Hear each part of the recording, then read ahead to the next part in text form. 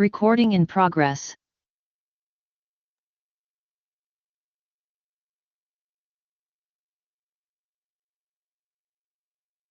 Recording stopped.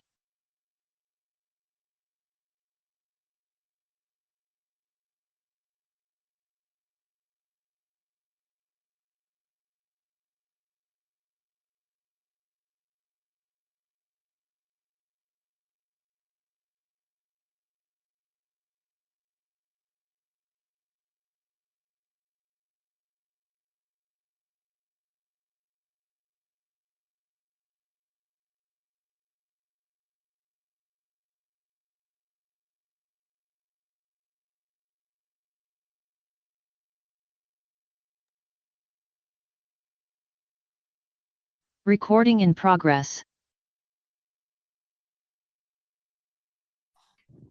Good morning, everybody. I'd like to call to order the regular meeting of the Board of Retirement. Today is Wednesday, July 3rd, and the time is 9:04 a.m. Our first item of business will be our staff report up. Thank you, Chair Keogh. This meeting is being held virtually and in person, so I will do a roll call of the trustees to confirm attendance. Mr. Razzo? Present. Mr. Green? Present. Mr. Harris? Present. Ms. Gray? Here. Ms. Ginsburg? Here. Here. Mr. Sanchez will be joining us shortly, and Mr. Oakham will not be participating in today's meeting, and Chair Keogh. Present. Great. Staff participating in the meeting includes CEO Santos Kryman, Deputy CEO Louis Lugo, Assistant Executive Officers JJ Pavlovich and Laura Guglielmo, Deputy CIO Jude Perez, Chief Counsel Stephen Rice, Senior Staff Counsel Frank Boyd, Jean Kim, and Jason Waller, Legislative Affairs Officer Barry Liu. Staff and managers participating today include Kathy Delino, Chat Arande, Ted Granger, Cassandra Smith, Louis Gittins, Vincent Lim, and Tamara Caldwell. LACERA's medical advisor, Dr. Glenn Erisman, will also be joining us today. Milliman consultants participating in the meeting today include Robert Schmidt, Janet Jennings, Nick Collier, and Brent Bannister from CAVMAC. Trustees, please use the raise your hand Zoom option to be placed in the queue. At this time, we ask all meeting participants to mute their mics until you are ready to speak. And now we may proceed with the agenda. Great, thank you. Next item of business is our Pledge of Allegiance. Ms. Ginsburg.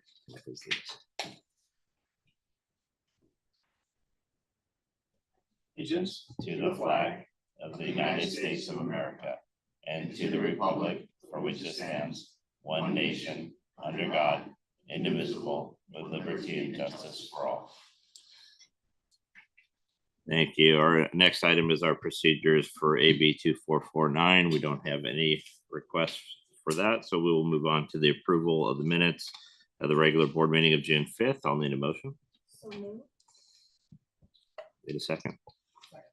It's moved and seconded. Let's please vote. Mr. Razzo?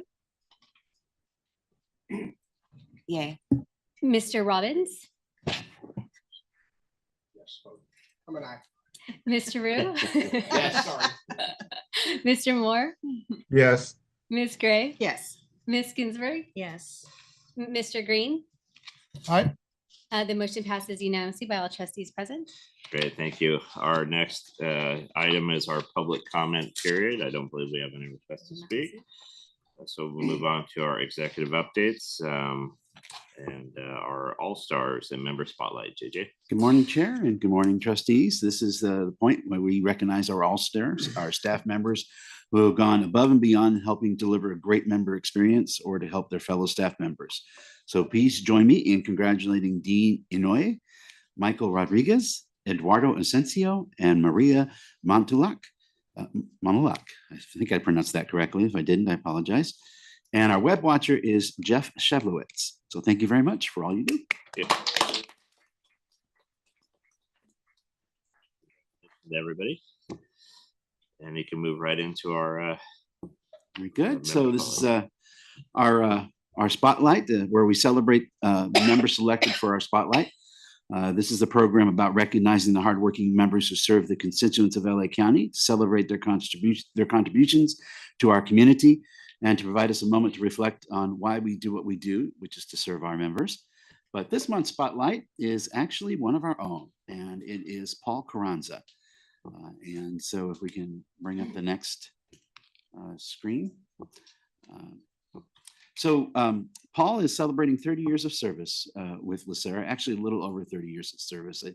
I think he's gained a couple of years since we gave him his award. And he is a perfect example of a long-term LACERA member. He started out as a temporary staff member way back in the 90s, and then he was promoted and hired on board, and he's worked himself up all the way through the ranks. He currently works in benefits for our account settlement unit, and which is a vital part of the benefits operation.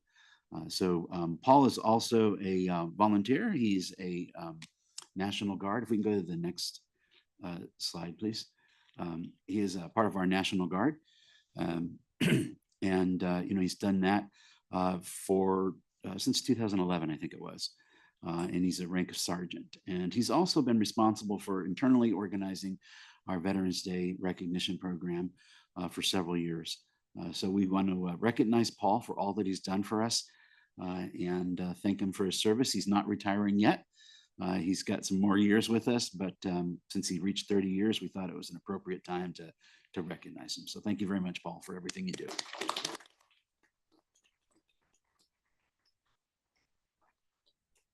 Great, thank you. Next, we'll move on to our CEO's report. Yes, Chair Kehoe, trustees, good morning, everyone. Morning. Very brief report on my part. I'm going to take care of some of the general items, and then Mr. Popowich is going to talk about the new chart that we have, and also Mr. Lugo will talk about the election that's coming up for LACERA's seats. So I'm happy to report that that our hiring has gone pretty steady.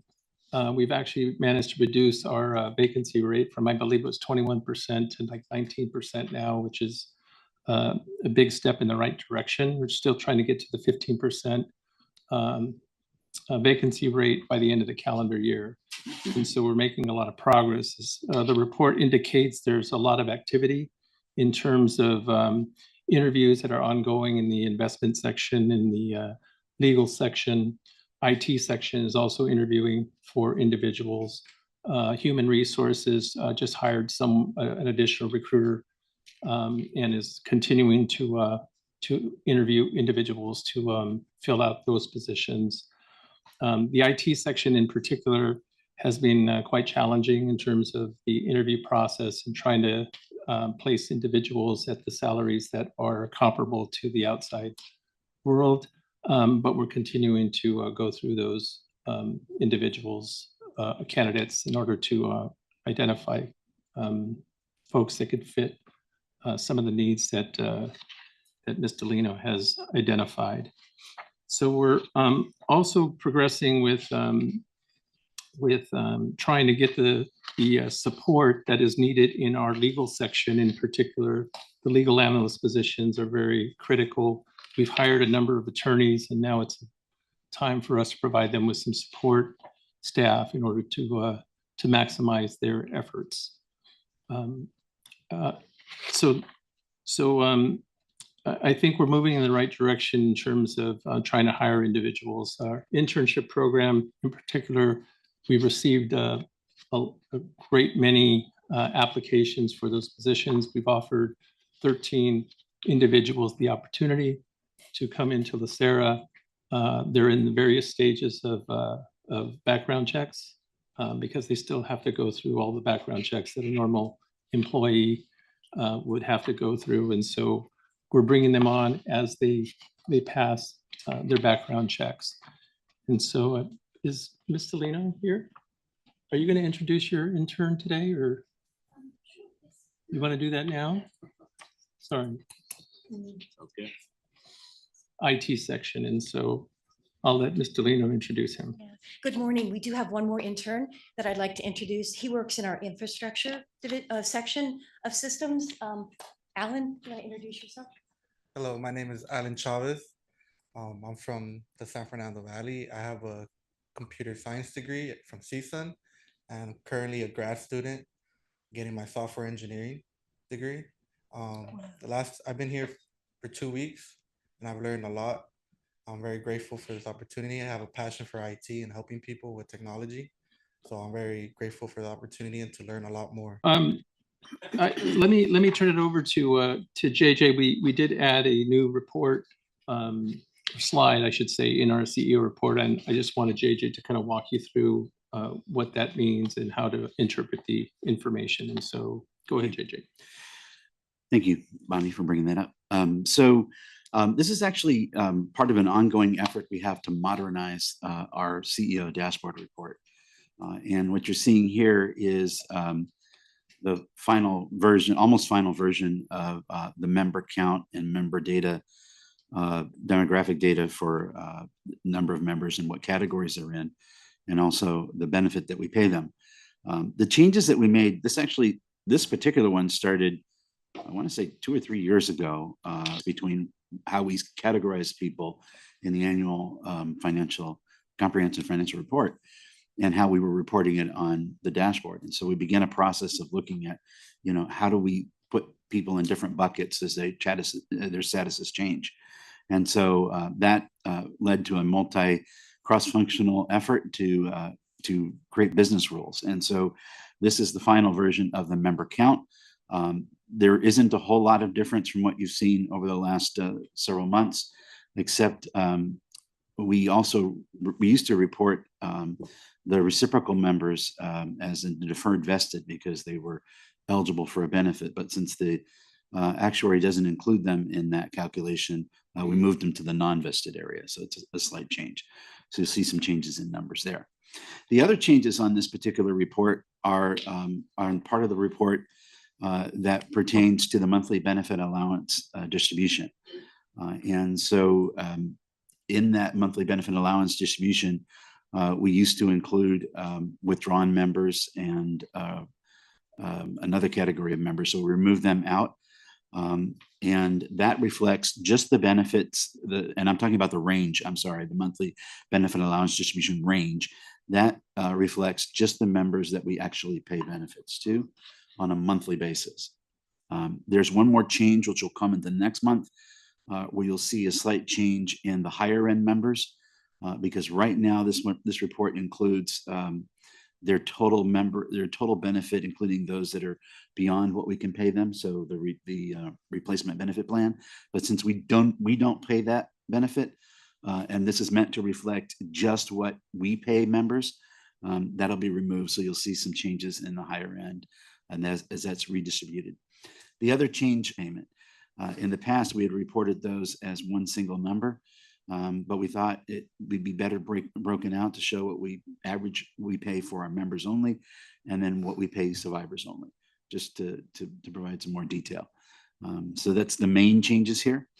Also in the CEO report, I wanted to recognize 2 staff members who have worked really hard on this for many years. There's many people that work on this project, but Maggie Luong is sort of my metrics person in our process management group, among many other things, which include leading our SOL development for benefits, the first payment process. But she's been the driving force behind creating this new version of our dashboard that you can see here. And so she works extremely closely with our data lake folks and systems to go through, set all these business rules, get everybody on the same page and get it done. And then also, if you'll permit me, I want to take a moment to recognize Terry Moore. So Terry, along with Bonnie and Linda, are all part of the team that put together the agendas. And Terry's part, among other things, is assembling the dashboard. And so for years, it was all done manually. And that process involved her corralling information from all parts of the organization and then manually entering it into the template that you see, that you can tell what the old Excel version looks like and what the new versions look like as we go through and replace parts of the CEO report, fit the new versions into the current version. And I just wanted to recognize her for all the efforts that she's done over the years to generate the dashboard report. With that, if there's any questions. Any questions? I have one comment. Mr. Moore likes the colors to be defined. even I had a little difficulty realizing that the darker blue is general plans, which makes sense. And then it kind of just gradually goes to this teal, green, blue. So maybe just a little more differentiation. We will do that. Yeah. Mr. Moore, is that good? Yeah, I had same issue. Matter of fact, on the membership count chart between active, inactive, and retired, I had a hard time seeing the line to separate those. Took Okay. me a while to sort through all that information. Yeah. And I do have a question about that chart. Mhm. If it's my turn. Yes, Mr. Marquez. Okay. Yeah, I was looking at the total number of service retirements and the total number of retirees that have disabilities in the safety plans. And there's more people with disability retirements than just regular service retirements. And, I know that there's, some danger and a lot of physical activity and, a lot of things happen that you can't predict. But I was wondering if there's been any kind of research or analysis to look at different ways you can mitigate that to a greater degree than's already been done. And it's not just money. The issue for me is not money. It's just having people retire and they can't live their full life because they're injured. So during a person's career, helping them avoid certain types of injuries so they can have a good time when they retire. They can pick up their grandkids and play basketball with them and stuff like that. So there hasn't been a coordinated effort to do that so far, but I know Tamara and I have talked about now that we have SOL, which allows us, which is our case management system, allows us to collect more data and report out on more data. We'll be able to provide more data to the county, if I'm correctly. I want to make sure I'm saying the right things, to the county to let them know the types of injuries that are leading towards disabilities. Now that's, the county has a big part in what they can do to mitigate that. Some of it is just, wear and tear on the body, as I understand it. It adds up over the years. And the other thing too that we hope to do, which isn't necessarily directed towards that, but part of our initiative for the member experience, the strategic plan for the member experience, the retiree healthcare enhancement program, part of it. I've been talking to Tiona about including information articles about how to be healthier in our active newsletter. And the thought process there has been that if we give tips to active members on how to take better care of themselves, and I know the county has their whole program, they do a lot of that as well for wellness, but if we do it as well, it's one more avenue just to remind people to take better care of themselves. I wish I had somebody told me for years to take better care of myself and my condition would be better. So anything that we can do to remind our members to, to be healthier, see their doctors, address issues, so that they can have a healthier retirement will help. And I think, that means we can talk about ways to mitigate that. Okay, well, I would like to know if there is some specific activities that we could start doing to get to the point where we could give the county information that says, here's the number of service-connected disabilities, and then here's the categories or some kind of, way to break down what kind of disabilities there that are happening and issues that are taking place with the members, so that by knowing what they are, you could take some strategies to try to mitigate specific things. So since we have all this computing power available and we keep hearing about artificial intelligence and how the whole world is going to change because we'll have all this information. Well, we've had all this data all the time. We've been collecting all this data. So let's turn some of this data into useful information. So is there a project? Is there a plan? Is there some kind of initiative that I don't know anything about that is actually going to end up collecting this type of information? I think that that the best way to approach it is that we would have to partner with the county and talk with human resources as well as the individual county agencies. So I know that when I was a department head, I knew exactly the injuries that my staff had. Moving forward, we made decisions at the department level in terms of how do we mitigate it.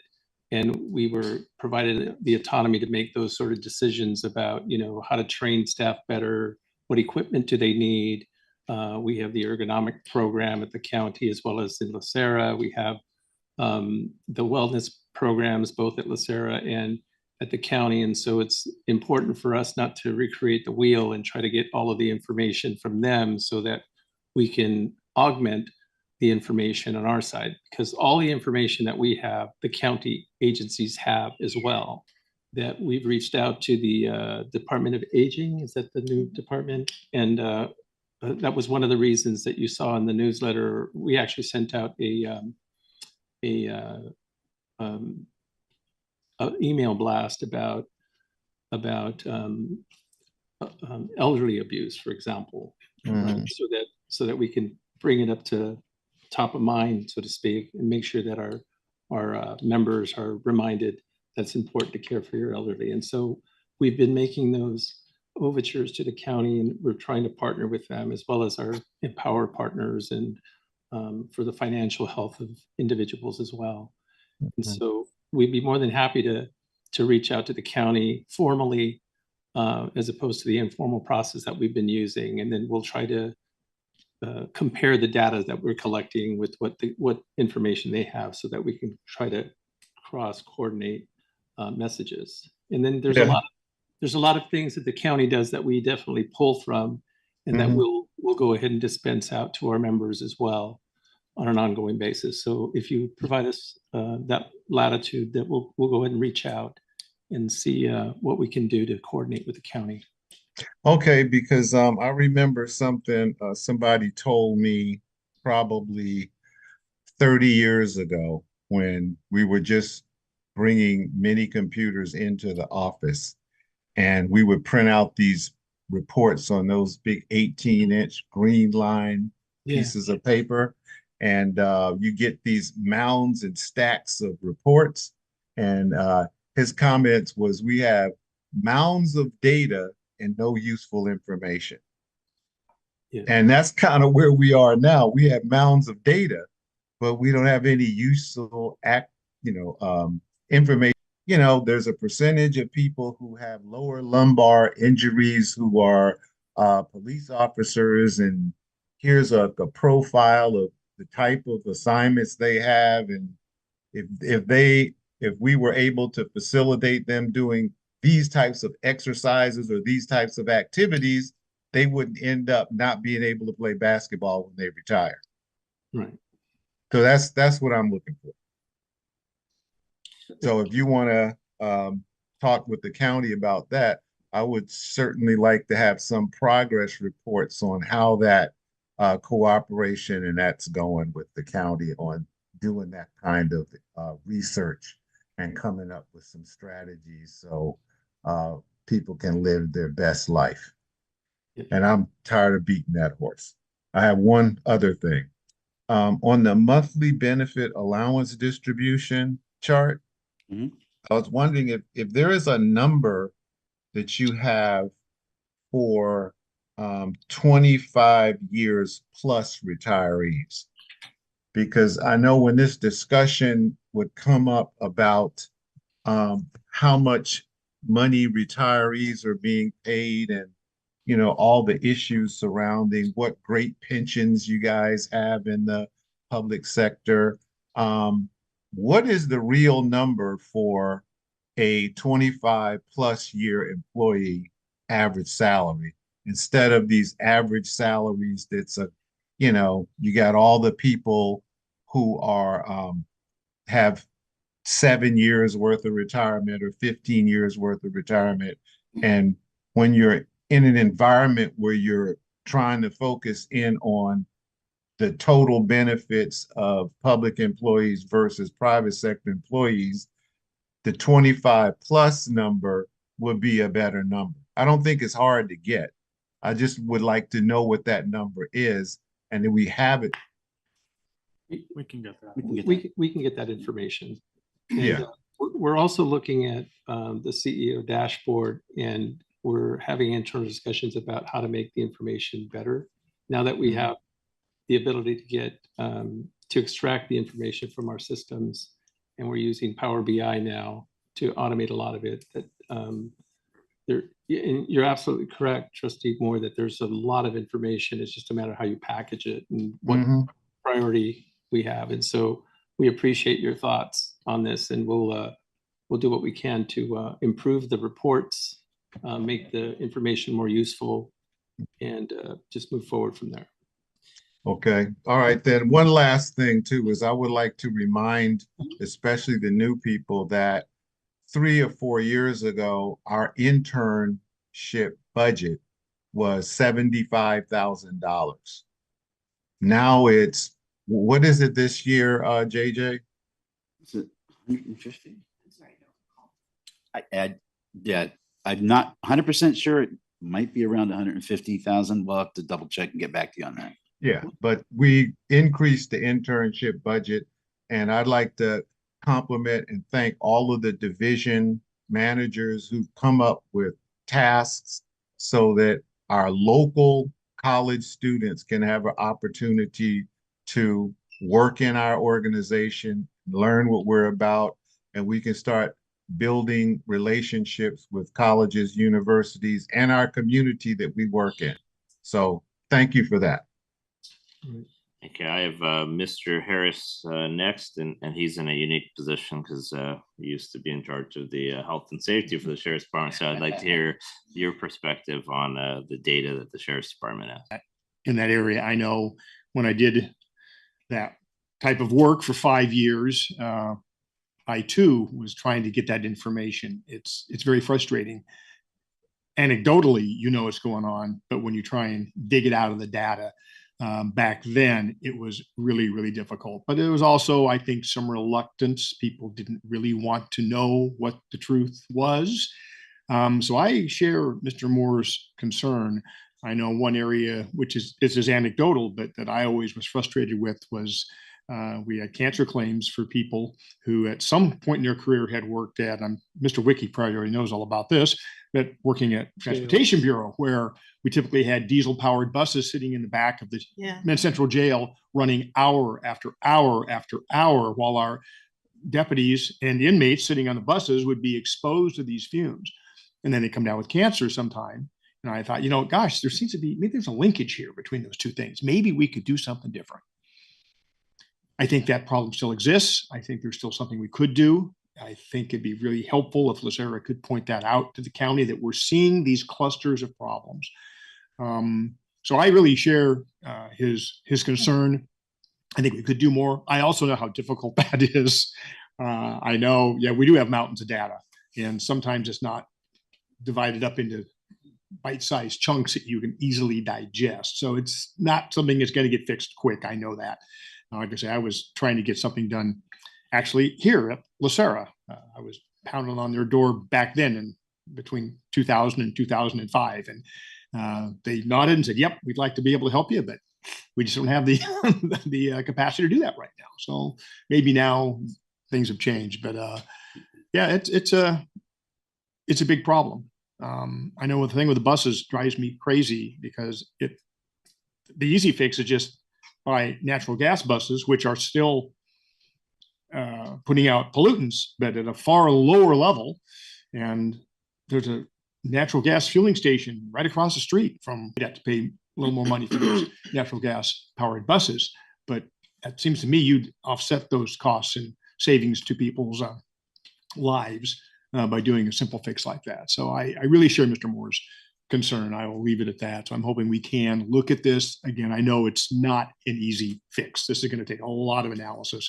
And some of the data we don't perhaps right now have the ability to pull out of our databases, but we need to look at that and see what we can do to maybe tweak things a little bit to get it. If I may, Chair, I just want to, I was just gonna say that I think we figured out why half of our buses aren't running anymore. I guess Yeah. letting them run idle too long. yeah, I just wanted to acknowledge, if I may, it's going to take time. I mean, you know, some of the data that we're collecting now, we didn't really collect in the way that was accessible, right? And so as we implement new programs like the case management system, the data is now, you know, it's stored in a system versus in paper or buried in reports.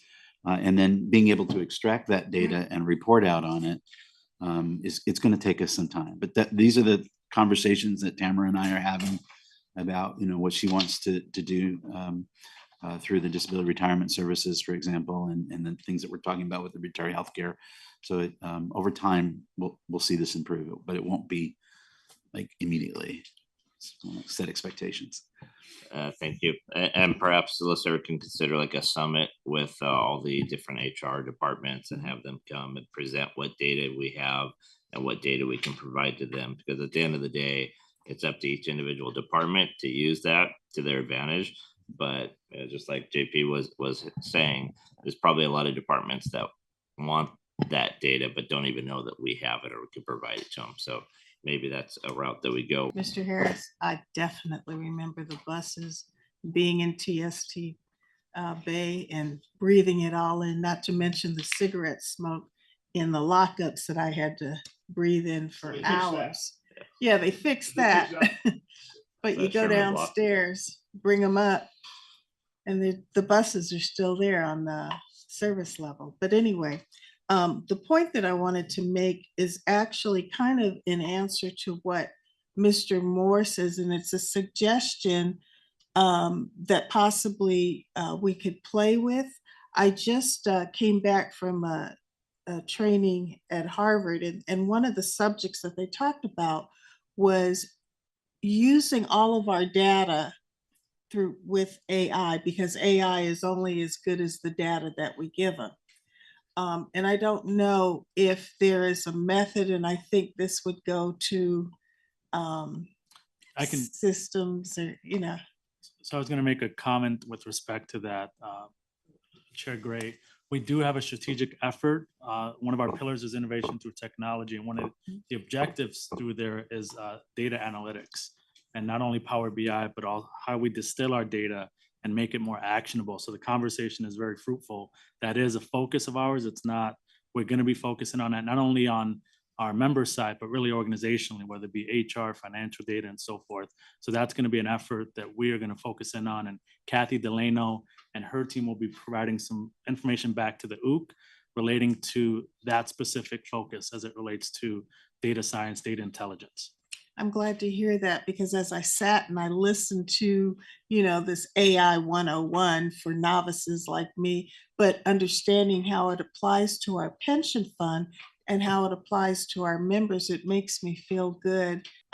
Values and things that we wanted to do, but I was thinking, oh, do we do that? I wasn't sure, but I know that there's a lot of things that go on behind the scenes that we don't necessarily know, but I'm glad to hear that we are trying to be keeping up innovatively with what's going on technically. And perhaps in that presentation from the OOC, or maybe a separate presentation, maybe we could talk about existing technologies, where we are with AI, because I think I think there's a lot of hope for it, but what the reality is, what we get our hands on is actually very limited. But I think if we can present that and put that into context, and perhaps that was already going to be a part of the conversation, but maybe we can include that. Okay, any additional comments on the CEO's report? Yeah, and just a final update, Chair Kehoe, on the election. You have a memo from JJ dated June 27th, and it just provides progress as it relates to the different milestones on the election. So the third member general board election for both the BOR, BOI, the candidates have been identified. Effective with July 18th, the election notices will be emailed by the vendor, and then on August 1st, voter information and ballots will be mailed to all active general members to vote. And then the voting period will end August 30th. And then there's additional milestones thereafter, and hopefully we'll conclude elections for both the BOR and the BOI in October. But we're well underway and making progress. So appreciate Mr. Popowich for the report, and obviously our collaboration with the County Register and Recorder's Office. So with that, I think that concludes our report. I don't see my name on there.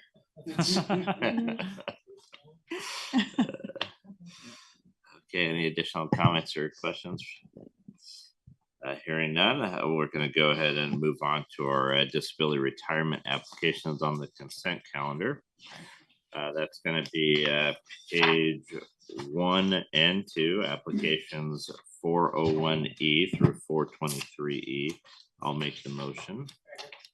Then moved and second. Let's please vote. Mr. Razzo, Mr. Moore, Aye. Ms. Gray, Yes. Ms. Ginsburg, Yes. and Mr. Kehoe. Aye. The motion passes unanimously by all trustees present. Thank you. That brings us to page 3, which is our consent calendar for fire and lifeguards, application 1843B through 1855B. I'll move to make a motion. It's moved, and then we need a second. Second. Second, let's please vote. Mr. Razzo, Aye. Mr. Robbins, Mr. Moore, Aye. Ms. Gray, Aye. Ms. Ginsburg, Yes. and Mr. Green. Aye. The motion passes unanimously by all trustees present. Thank you. Our next is our general members for our consent SCD, page 5, applications 2772C through 2781C. Moved. I'll second. Go ahead and vote. Mr. Razzo, Aye. Mr. Robbins, Mr. Moore, Aye. Ms. Gray, Ms. Ginsburg, Yes. and Mr. Green. Aye. The motion passes unanimously by all trustees present. Great, thank you. That brings us to our consent items. We have items A through H, and I've had no request to pull any items, so this is your opportunity to pull any. Mr. Kryman? Yes, I just wanted to, maybe Mr. Rice or Mr. Luke can talk about item D. Okay, There so there was a let's go ahead and pull item action D. by the courts on that particular. Perfect.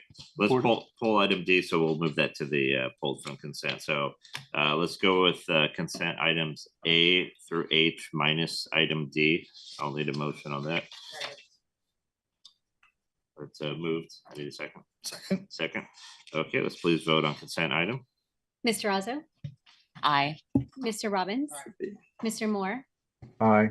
Ms. Gray, Aye. Ms. Ginsburg, Yes. and Mr. Green. Aye. The motion passes unanimously by all trustees present. Perfect, thank you. That brings us to item 9. We get to use our excluded from consent items section, item D. And Mr. Rice, is that who's going to be? Mr. Luke can. Okay, Mr. can Luke. talk about it.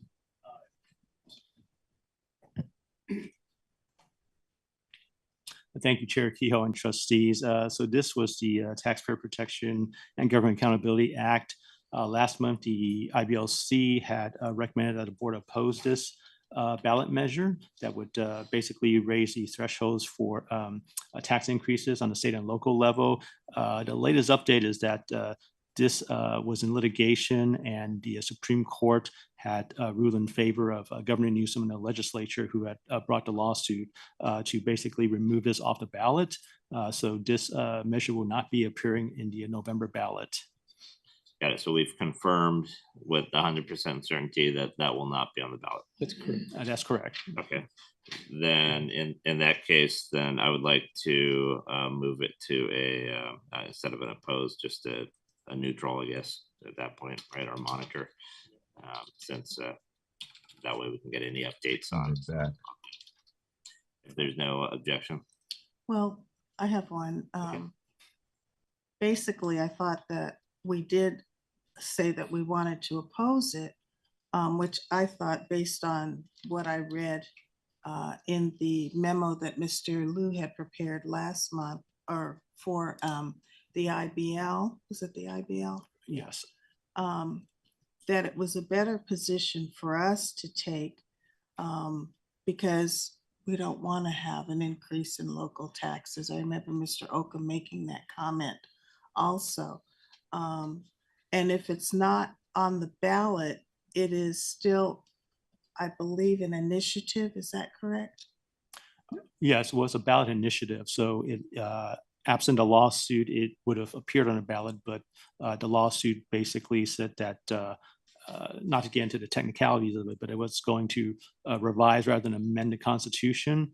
So the Supreme Court said that this will not be appearing on the November ballot. So there won't be a vote by vote Changes on it, or if it gets like revised and resubmitted, then we'd be able to monitor it. And go from there. Mr. Chair, yeah, that's, I mean, for my own education, so that, you know, but the point being is like, just like anything, it might not be here now, but it could be here later. I think Yeah. you want to be able to, you know, be able to keep an eye on this. Is that what it takes is to, Yeah, so if we go with an opposed, then we're going to direct our advocates to go out there and actively oppose this, but it wouldn't serve the purpose because it's already been removed from the ballot. That's why I asked for about 100% certainty. There's no chance of it being added. So by neutral, we'll continue to monitor it. And then if the authors end up revising it and trying to submit it for another ballot initiative in the future, then we would know about it because staff is going to monitor, and then we could take action on it on then. So I think that's probably the prudent way to go. Nothing's going to be able to get snuck by without staff bringing it to our attention. Yeah. So any new ballot initiative, I believe, would have to be re-qualified for a future election. Mhm. So it'd have to go through the signature process, and so I believe that's the case, correct? That's correct. So I don't think that this particular ballot initiative will reappear. It'll be a new ballot initiative that have to go through the process in order to qualify for an election. I think the spirit of it is that, you know, to anything that looks like it, Correct. walks like it, smells like it in the future, regardless of the mechanism to get it up there is. Right. And so we'll take the watch approach, and we'll make sure that we, you know, look at the horizon and make sure that it doesn't reappear in some other form. Thank you for the education on that. Thank you. And this is a very unique situation because usually this doesn't happen. So the fact that it got killed before it even became went to the voters is pretty unique. So okay, so we do have to vote on this. So the motion is for a neutral position, and I believe was it seconded? No. Okay. I'll second. Okay, perfect. Moved and seconded, and let's please vote. Mr. Alzo, Aye. Mr. Robbins, Mr. Moore, Aye. Ms. Gray, Aye. Ms. Ginsburg, Aye. Mr. Green. Aye. The motion passes unanimously by all trustees present. Great, thank you. And I do have a news flash for us. The intern budget is $336,000. That's the intern budget. And I wrote that down and I forgot to mention it because Mr. Moore took the thunder. But the intern program growth to me is I'm so happy about, and I've seen it over the years from it being pretty much one person in investments, and it was UCLA and USC fighting who's going to get that internship to now being the broad spectrum of the entire organization. And I think had probably no clue about pension plans before they got here. And now not only are they getting interested in that, but then they're talking to other people and getting other people interested. So great work on staff's. And along those same lines, I'm just glad to see somebody from CSUN here as an intern. So that's very good. I'm a Cal State LA guy, but I still go for the California State University. So good. Yeah, there you go. Okay, so this brings us to our non-consent items. We have item A, which is our 2023 investigation of experience for other post-employment benefits assumptions. We do have a presentation on this, so we will watch the presentation before we take any action.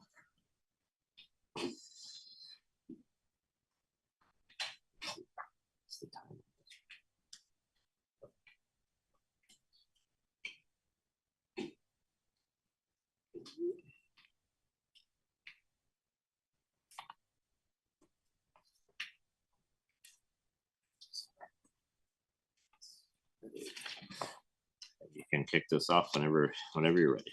Absolutely, great. Thank you. Good morning, Chair Kehoe and Board of Retirement Trustees. My name is Ted Granger. I'm with the Financial and Accounting Services Division. I will be kicking off with introductions and some opening comments. With me today, to my left is Robert Schmidt and then Janet Jennings. They are from Milliman, LACERA's OPEB Consulting Actuaries. And at the end of the table, we have Brent Bannister. He's from CAVMAC, LACERA's Auditing Actuary. So we have a full table of actuaries today for OPEB.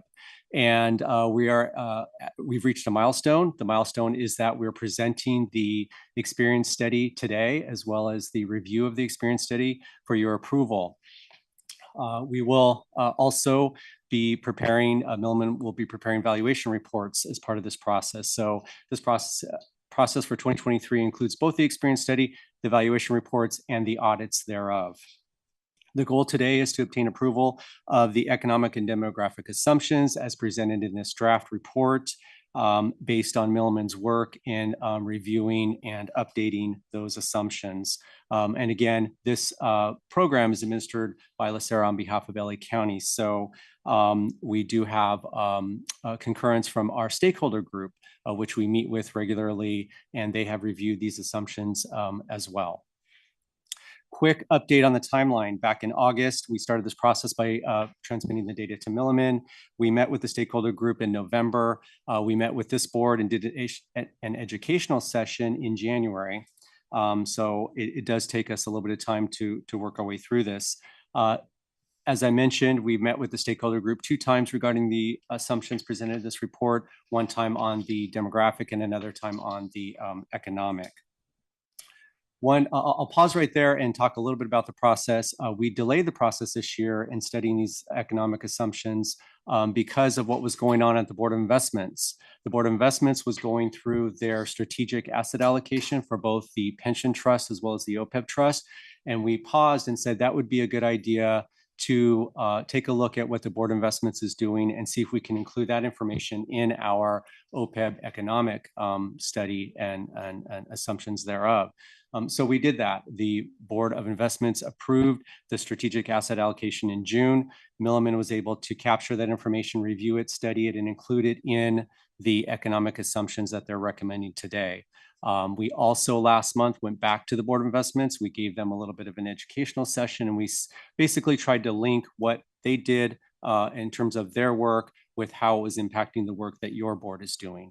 And essentially the link there is that Milliman is going to recommend that the OPEB trust economic assumption be increased from 6% to 6.25 based on the new asset allocation study, based on the new asset allocation approved by the Board of Investments and the modeling in the study that Milliman completed. And so finally, should your board approve these assumptions, Milliman will use them as inputs into the valuation report, and we'll review that valuation report with stakeholders, and we'll bring that back to this board in in September. So with that, unless there's any questions for me on the timing and what the work we've done so far, I'm ready to hand it over to Milliman to talk about the experience study. Thank you.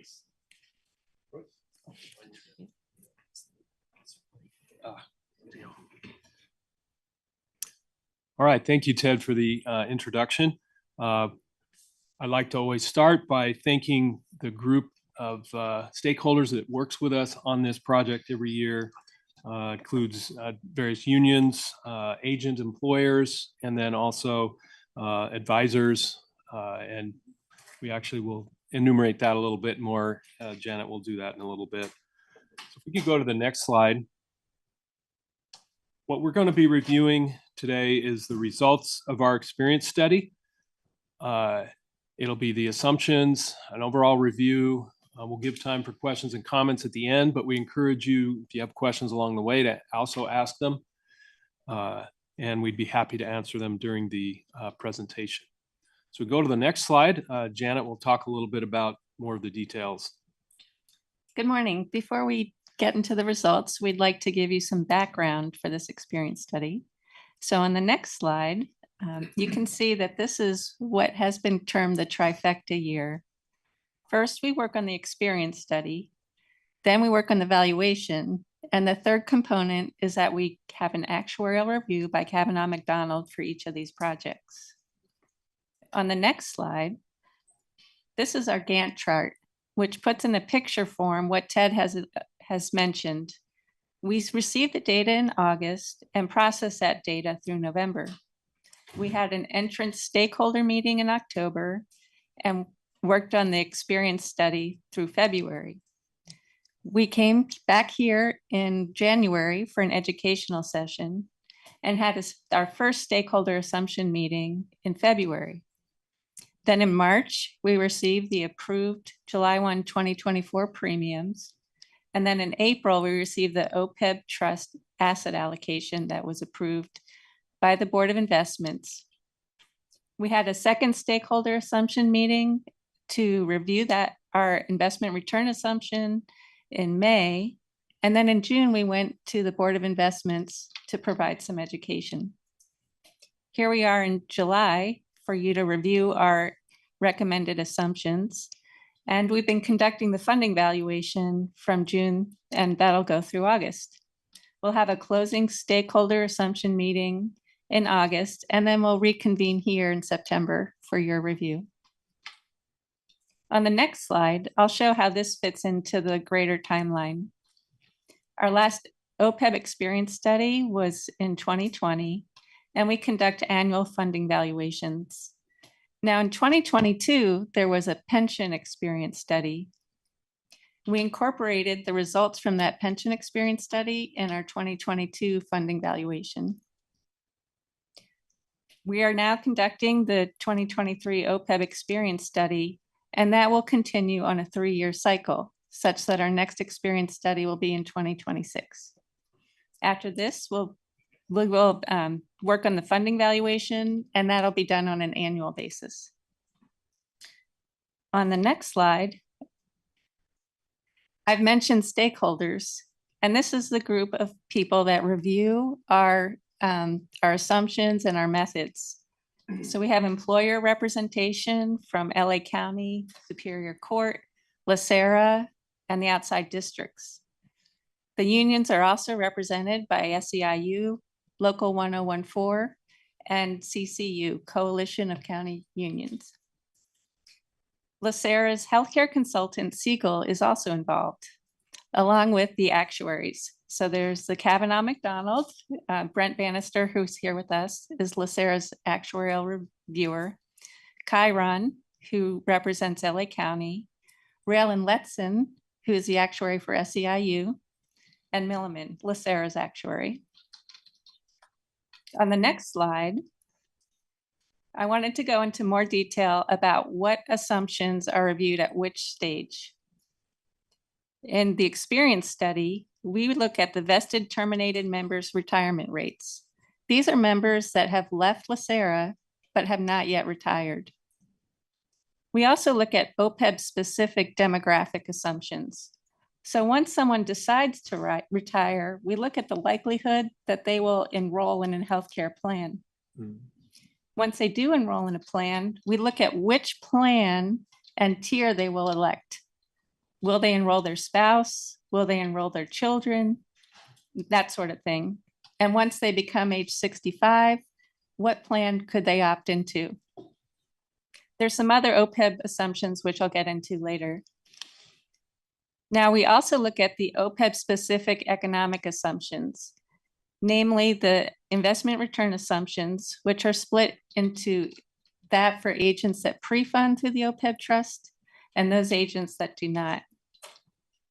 Along those lines, we also look at the trend assumptions for medical, dental, vision, and the Part B premium reimbursement plan. Now, we've already included the retirement benefit-related demographic and economic assumptions. Those include what is the likelihood that someone will become disabled, they'll withdraw, they would retire, they would pass away, what the inflation assumption is, and also what the payroll growth is. Once we get to the valuation stage, we'll look at the claim cost assumptions, And we update the first year trend with the July 1, 2024 health plan premiums. Now, the valuation will be based on the 2023 census data and will include health plan premiums from both 2023 and 2024. On the next slide, I'll go into some details further. So you can see in 2022, we've already included the retirement related assumptions. Our last OPEB experience study was in 2020, and we utilized the data for this experience study from 2021, 2022, and 2023 for the most part. We assumed that the assumptions would span all the agent employers, so we looked at it on a combined basis. A few assumptions I didn't mention earlier include this enrolled spouse age difference, and that's split by gender. We also look at enrollment in Medicare and Anthem plans and a provision for remarriage. On the economic assumption side, we'll talk in more detail about the investment return assumptions and an amortization method discussion. And again, the valuation will, at the valuation stage, will reflect the first year premiums in the first year trend. Can you refresh my memory? This is a 3-year study, so every 3 years it's revised. Okay. That's right. So this is 2023, and then in 2026, we'll be back again. Quick question. Yeah. When you look at the enrollment plans and the cost of premiums, how does Kaiser factor in there? Because I know we mentioned here, Anthem Blue Cross, and the other plans, but Kaiser is kind of a standalone, we do our own thing plan. So do you factor that in to Do you get into the weeds on that, or do you just look at the overall percentage changes in the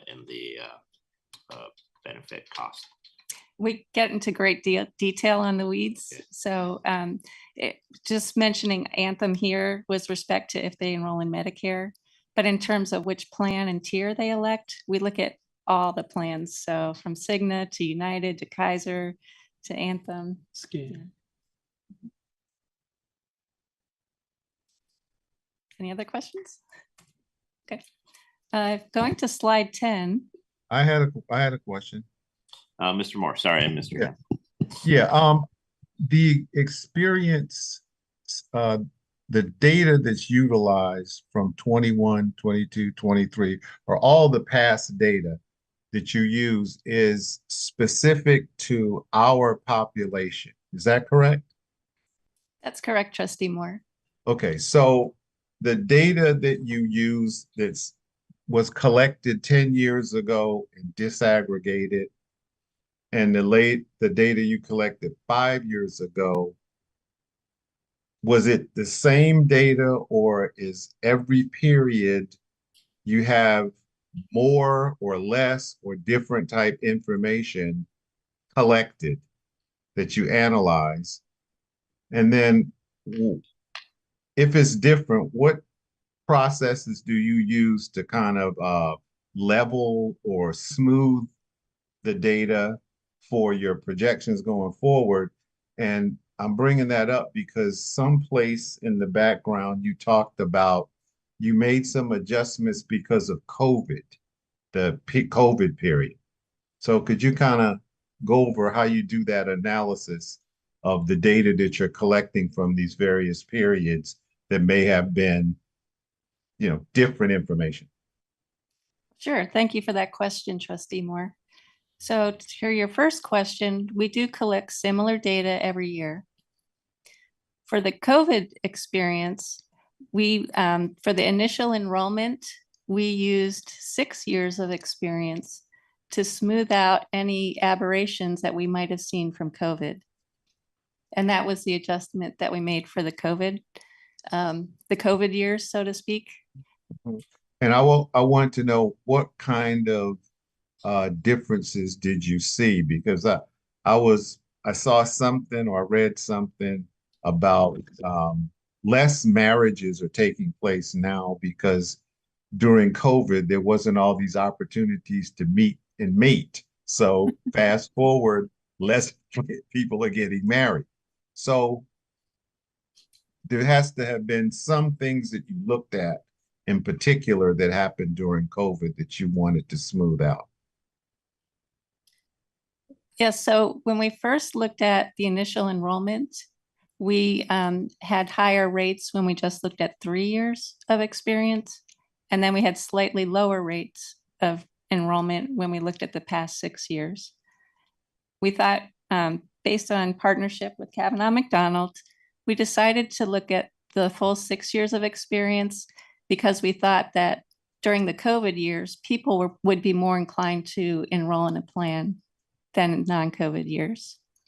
With respect to the spouse, the marriage and the spouse election, we look at that in such great detail, and it's normalized over the entire population that we determined it wouldn't be necessary to look at more years.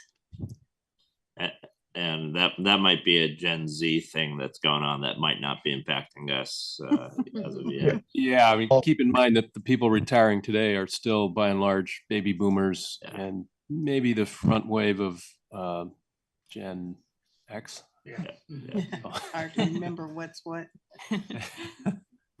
And so still forgot about Gen X, right? Yeah, there are a few of us Gen Xers out here. It's been the story of my life. So we're looking at actual data that's impacting our plan versus the general population of the whole world and what they're. Yeah, absolutely. It's very custom to your plan. Yeah, well, I didn't get the answer I was looking for because I was looking for specific things that you noticed the difference in that were generated by COVID that you had to smooth out. Well, she mentioned the initial enrollment, Trustee Moore. That's one thing. Was different. I don't remember observing a lot of other big differences. Okay, that's fine. If that's it, that's fine. I just wanted to know. How about mortality rate? Well, so mortality is part of the pension study. So we don't look specifically at mortality, but Nick, who's also here, maybe could speak more to the mortality, but I can say that, from my observation, mortality rates did temporarily go up during the COVID years. And I think we see that starting to moderate now. So that would have been something that you would want to smooth out. Yeah, that was not part of our OPEB experience study because that's part of the pension experience study. Trustee Moore. Okay. Yeah, I can speak to that. I'm Nick Collier. I worked on the pension experience study. Yes, we observed higher mortality rates during COVID. So we basically, instead of we excluded those years and looked back to smooth that out. I would note that LACERA, their population didn't have as big a spike as nationally, but there still was a spike, and we did smooth that out. And there were a couple other things during the COVID. You kind of had the Great Resignation, so you had a lot of people terminating, and so that had a big impact. And we smoothed that out, so it didn't have a big impact on your ultimate rates. But we will look at that when we go forward. Okay, that's more like. Yeah, so we relied a lot more on historical data, just not looking at the 3 years, because particularly we did, I think it's 2019 to 2022, and that was heavily impacted by COVID. Any additional questions, Mr. Moore? No, go ahead. Thank you. Appreciate it. Any other questions from the board? I was just going to ask if that was characteristic of LACERA only, when you said there were a lot of resignations, not the national. No, that was okay. The whole name of the Great Resignation. It was definitely national. The other pension plans I worked with definitely saw that also. But specifically with LACERA, we didn't have a whole lot, did we? We had higher termination rates, yes. Well, when I say LACERA, I meant the county. Yeah, LA County. Okay. Yeah, LACERA population, so the count, not just LACERA staff. Yeah, definitely higher terminations. Thank you. Thank you. Okay, please proceed. Okay. So on the next slide, I'll talk in more detail about the assumptions.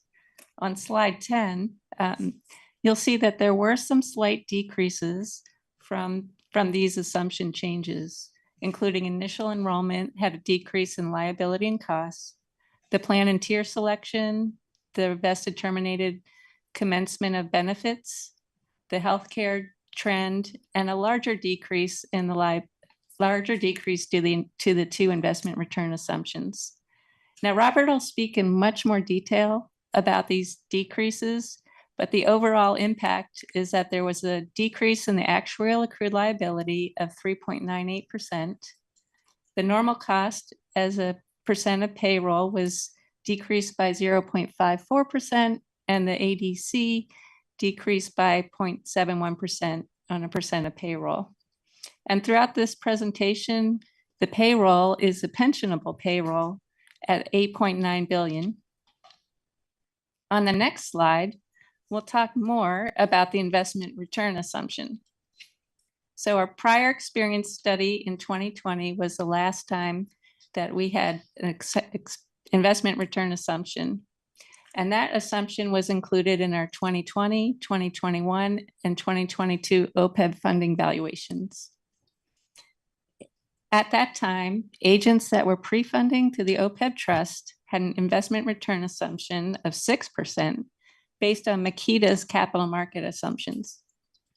Those agencies that were not pre-funding to the OPEB trust had an assumption of 2.3% based on the county's general assets. Now, these outside districts represent a very small portion of the overall OPEB program, such that their liabilities are 10 million and all of LACERA's liability is 22 billion. Once we received the new OPEB trust strategic allocation, we did a review of Makita, Horizon Survey, and Milliman's capital market assumptions over the last 3 years. Now, the OPEB trust asset allocation is different from the pensions asset allocation, so our investment return assumptions are different. So if we go to the next slide, on slide 13, you'll see that the pre-funding agents are LA County, LACERA, and Superior Court. As Ted mentioned, we're recommending an increase in those agents' long-term rate of return of 25 basis points from 6% to 6.25%. The outside districts, including South Coast Air Quality Management District, Los Angeles Local Agency Formation Commission, Los Angeles County Office of Education, and Little Lake Cemetery District, their investment return assumption is based on the general asset rate of return from LA County. And we're recommending an increase in that as well from 2.3% to 3.5%. On the next slide, I'll speak in more detail on the investment earnings for those 3 agents that go through the OPEB trust. We looked at the most recent 3 years of capital market assumptions from Milliman, Makita, and Horizon. Now, because the actual accrued liability is expected to be paid within 15 years, we looked at both the 10-year assumptions and the 20-year assumptions. And looking at this, we determined that a 6.25% assumption fit well within those ranges. On the next slide, I'll talk more about the general assets rate of return. Here, on a building block approach, we look at the general assets, and the real returns from 89 to 22 were averaged 0.6%. But current projections indicate the real returns of 0.82% to 0.87%. So with a 2.75 inflation, the range was between 3.57 and 3.62. We determined it should be 3.50%. And then on the next slide, you'll see that we ran the allocations from the general assets of cash and short-term bonds through Milliman's capital market assumptions. And the 3.50% fit nicely into that allocation. I'll next turn it over to Robert, who will talk in more detail about the results. Okay. So this puts it all together, and on the next slide, we'll actually see what the monetary impact of each assumption change that we're presenting to you is. And these are based on the July 1, 2022 valuation, because remember, we have not yet gone through the 2023 valuation. So the way we do these is we do them on the prior approved valuation, and then next time we meet, we will show you the impact of moving forward to the 2023 valuation. Can I ask a question? Sure. If there's a drawdown, so if the sponsor plans on withdrawing any money, does that have any impact on any of these numbers? It would have, yeah, it's Chairman Kehoe. I believe you're talking about withdrawing from assets. Yeah, or taking assets or drawing down to pay assets. benefits. Yeah, the asset figure would change accordingly, and yeah, if there were drawdowns. And does any of this 15-year valuation window include a drawdown assumption? Not explicitly. I mean, we do look at past patterns of contributions. So if an employer tends to contribute less, then we would crank that into our forward-looking assumption. And in fact, we do. I mean, the superior courts have contributed less. So when we do our projections, we project they will continue to contribute less compared with the county and LACERA, which have shown a pattern of contributing more. And do we have, my assumption is that they're not going to withdraw within the next 15 years because this is growing to offset their assumed costs. But do we have we had conversations with the county on that? Do we have any knowledge on their intention with this? Because they're not growing it to grow indefinitely. They're growing it to offset future costs. But yeah, the discussions that we've had with them, it's really been about the contribution amount. They haven't indicated that they're anticipating a drawdown anytime soon. Okay. So we can ask them that explicitly, but knowing how the county works in terms of their 5-year projections, they only really project out for 5 years. So, but we can ask them that, but I don't believe that they would be doing something like that. I think that when the treasurer and tax collector and the CEO, for example, went to the credit rating agencies, that was a very important factor in terms of their bond rating. Because so, the smaller nest egg right now can Yes. project out to a significant offset in the future, which is the whole purpose of having it. But eventually there's going to be a point where they're going to either choose to or be able to withdraw from it. So I just want to make sure as we look at all of this that we're keeping that factor in, because obviously you're not going to do anything with it unless we tell you this is an assumption. But I do think we need to keep our eye on that ball, because that could change a lot of things, have a lot of impact if that comes as a surprise. So hopefully we can relay that to the county that, don't surprise us with it. If this is something that's within the projection, let us know, and then we can calculate that and offset it. I personally don't think they're going to be withdrawing from it, within my career on the department, but that doesn't preclude them from being able to do that.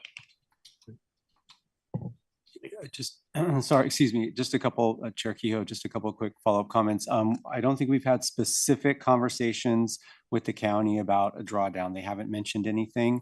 They are in tune with when this program would meet the ADC, the actuarial determined contributions. So because of the two funding streams, the PAYGO and the OPEB trust, and Robert can speak a little bit better to this than me, I think they're getting close within maybe a couple of years.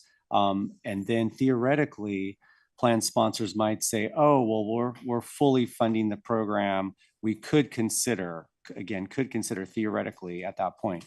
County hasn't discussed that with us. And also, and Robert might be able to comment on this, but once they are meeting that ADC with those contribution streams, I'm not sure there will be necessarily a huge negative impact on the fund because that contribution level is adequate or at a certain, at that level. So Right, that makes sense. it's kind of a trade because of the two contribution streams. It seems like they're robustly funding the program. I see. So and that makes perfect sense. So the only way it becomes an issue is if they interrupt that. But once it gets to the point where it's offsetting the cost, then we're fine because our assumptions are going to tie into it offsetting the costs. Exactly. Contributions and investment earnings. Yes. Okay. I remember that from one of my classes a long time ago. Okay, perfect. Thank you. Sure. Okay. So this particular table then has the different assumption changes down the rows. And then across the columns, we have the different liability and cost measures we look at in the valuation. So that first item, the one we call actuarial accrued liability, that is the portion of the future present value of all the benefits to be paid. That's the portion of that that relates to service that people have worked up until the valuation date. The normal cost, which is the fourth column over, that is the value of the benefits that's to be earned in the year following the valuation date. The assets, of course, are the amounts that are in the OPEB trust. So the unfunded actuarial accrued liability is simply the actuarial accrued liability minus the assets. And then finally, the actuarially determined contribution, or ADC, that is calculated as the normal cost rate plus a 30-year amortization as a level percent of payroll of that unfunded actuarial accrued liability. So what we can see here is that we have a lot of numbers with parentheses around them, and that means that the liabilities are projected to go down because of these assumption changes. Some of them are very slight changes relative to the total. Others are much larger. So the largest one is the discount rate. And that's because the liabilities, as Janet mentioned earlier, on average, half the liabilities are paid within 15 years. And so if we think we're going to earn 0.25% more interest on the assets, then that means we don't have to have as much money today to fund those benefits if the assets are going to earn 6.25% instead of 6%. And that is represented by the nearly $800 million reduction. We also call it a gain, an actuarial gain on the actuarial accrued liability. The other items we're also changing. We're recommending changes that result in slight reductions relative to the discount rate change. But you can see everything is moving in the good direction in terms of costing less than it did when we looked at this in our last experience study. But it comes down to a decrease of about $918 million in the liability and a decrease of a little over 0.5% in the normal cost rate. And those two translate into a 0.71% of pay decrease in the ADC percentage. So are there any questions? A lot of numbers on this page, but I want to make sure that the group understands. Okay, we can move to the next slide then. So shifting gears a little bit, and we talked about this in one of our educational sessions earlier this year. One of the things we looked at this time is that unfunded actuarial accrued liability amortization. As I said a little bit ago, it's assumed to be 30 years, and every valuation we re-amortize it over 30 years. So we call that in the industry a 30-year rolling amortization method. We decided to examine it this year a little bit more, mainly to give your board an idea of the impact of different amortization periods as we discuss the alignment of the funding policy and long-term funding status goals. One of the things we've discovered as we've done these very, very long-term projections is that a 30-year rolling amortization method never does project out to get to 100% funded. Other methods would get you there, and so that's the main reason that we're providing this additional information to help the trustees and the employer agent employers to understand what it would mean if you were going to fund at a different schedule. So as you can see, we ran 4 alternatives in addition to the 30-year.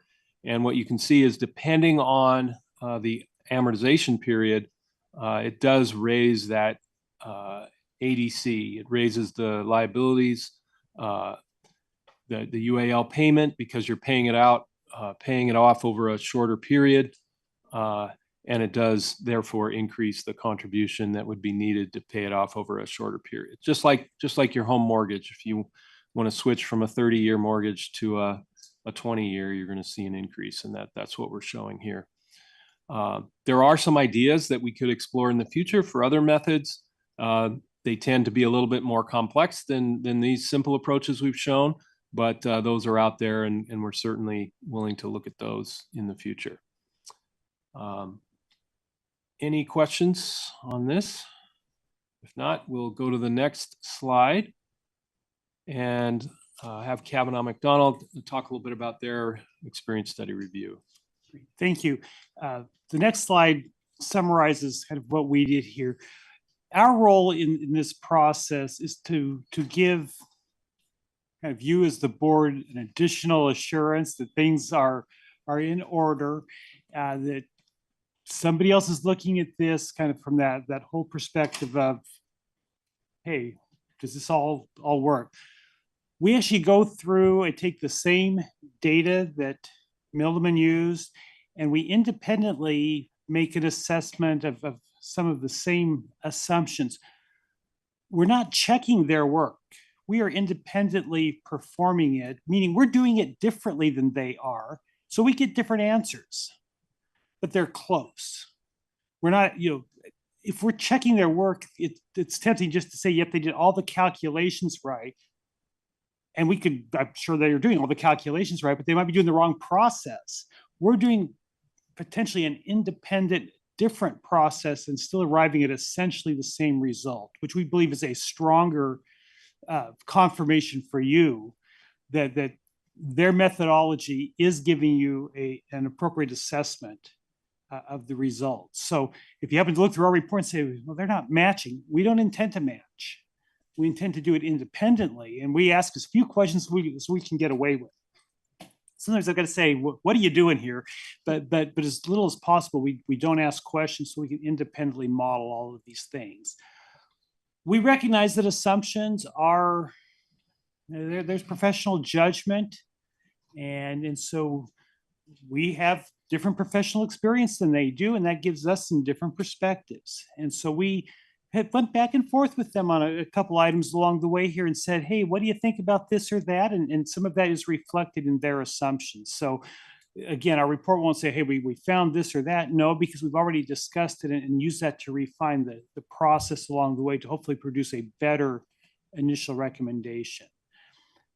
And so we did give that feedback based on, again, our perspective, working with different employers around the country as well, just some ideas that we have. Again, we'll make some suggestions, ideas, that we might want to do this. What's being done is fine, but hey, here's another idea, just to kind of keep in mind. And then the final part we go through is we look at the actuarial standards of practice. The actuarial profession is a self-regulating organization, but we have standards of practice, and so we look and make sure that those are being complied with, which they are. So the bottom line, when we got all said and done, is we believe that these assumptions are very appropriate to recommend. No, we'd get different assumptions if we'd come up with them, but they'd be about the same, and the measurement assessment overall would be essentially the same. So we're very comfortable with this set of proposals. Happy to answer any questions on that you may have. Any questions? Thank you very much. And I think that brings us to the end, right? Okay, so now let's open up to general questions and comments. If there are any. I see none. This is an action item, so we do need to move to accept the assumptions so that they can proceed. We'll need a motion for that. So moved and seconded. Let's go ahead and please vote. Mr. Azzo? Aye. Mr. Robbins? Mr. Moore? Aye. Ms. Gray? Yes. Ms. Ginsburg? Yes. Mr. Green? Aye. Motion passes unanimously by all trustees present. Great, thank you very much. Appreciate all the effort on this and the explanations. Great, thank you. Okay, we'll go ahead and finish up the last non-consent item and then we'll take a short break. So item B, our ratification of reciprocal disability retirements. I'll make the motion. So moved and seconded. Let's please vote if there's no discussion. Mr. Azzo? Aye. Mr. Robbins? Mr. Moore? I'll come back to you, Mr. Moore. Ms. Gray? Aye. Thank you. Ms. Ginsburg? Yes. Mr. Green? Aye. The motion passes unanimously by all trustees present. Great, thank you. So we'll go ahead and take a 15-minute break. So 10:45, let's come back and we will proceed with our reports. Thank you. Recording stopped.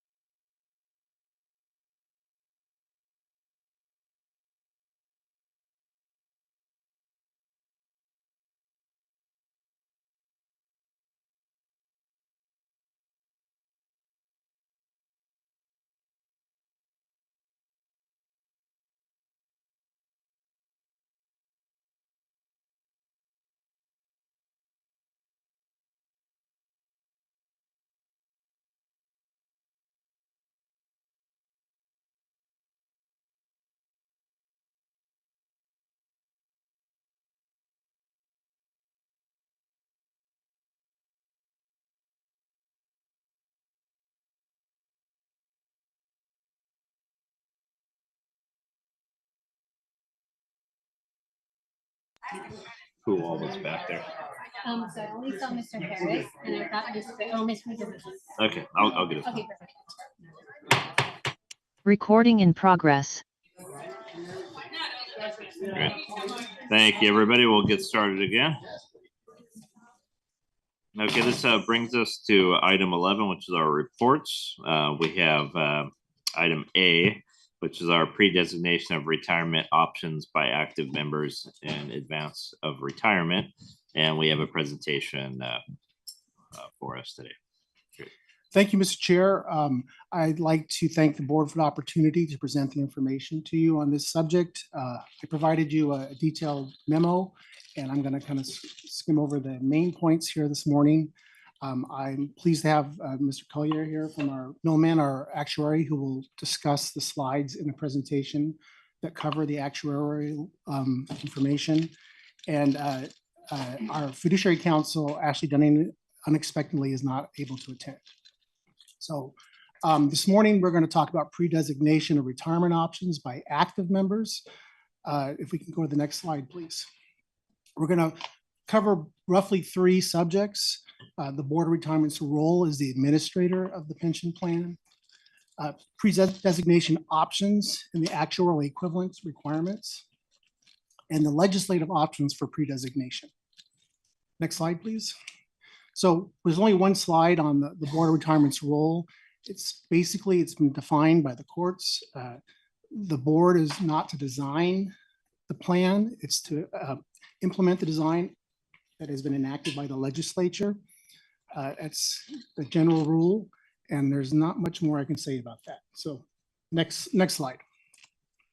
So we're going to first talk about the default retirement allowance, and then we'll talk about the various options that are allowed for our members under CERL.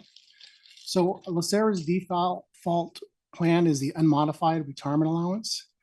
Basically, the retired member receives their full retirement allowance without any actuarial reductions. And if the member predeceases their survivors, the survivor receives 65% of what the member was receiving monthly. Los Angeles County is a little bit different than most CERLs. Other CERL counties only receive 60%, but there's a statute of that 31760 that applies to LA County. Next slide, please. So for members who are concerned about their survivor having enough income to live off of, they have the choice of choosing an unmodified plus retirement allowance. And what happens here is the retired member receives a reduced allowance every month. And upon the death of the member, the survivor would continue to receive 100% of whatever the member was receiving. Now, it's important that when you choose this plan, the 2 benefits must be actuarially equivalent to the benefits that would have been received on the unmodified plan. And you'll see that follows all the options that we're going to talk about under 31760. Next slide. So there are 4 options under CERL. The first one is option 1. And in that option, the member receives a reduced retirement allowance.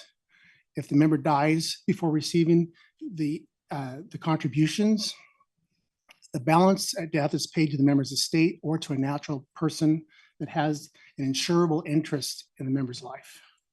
And that's under 31761. Next slide, please.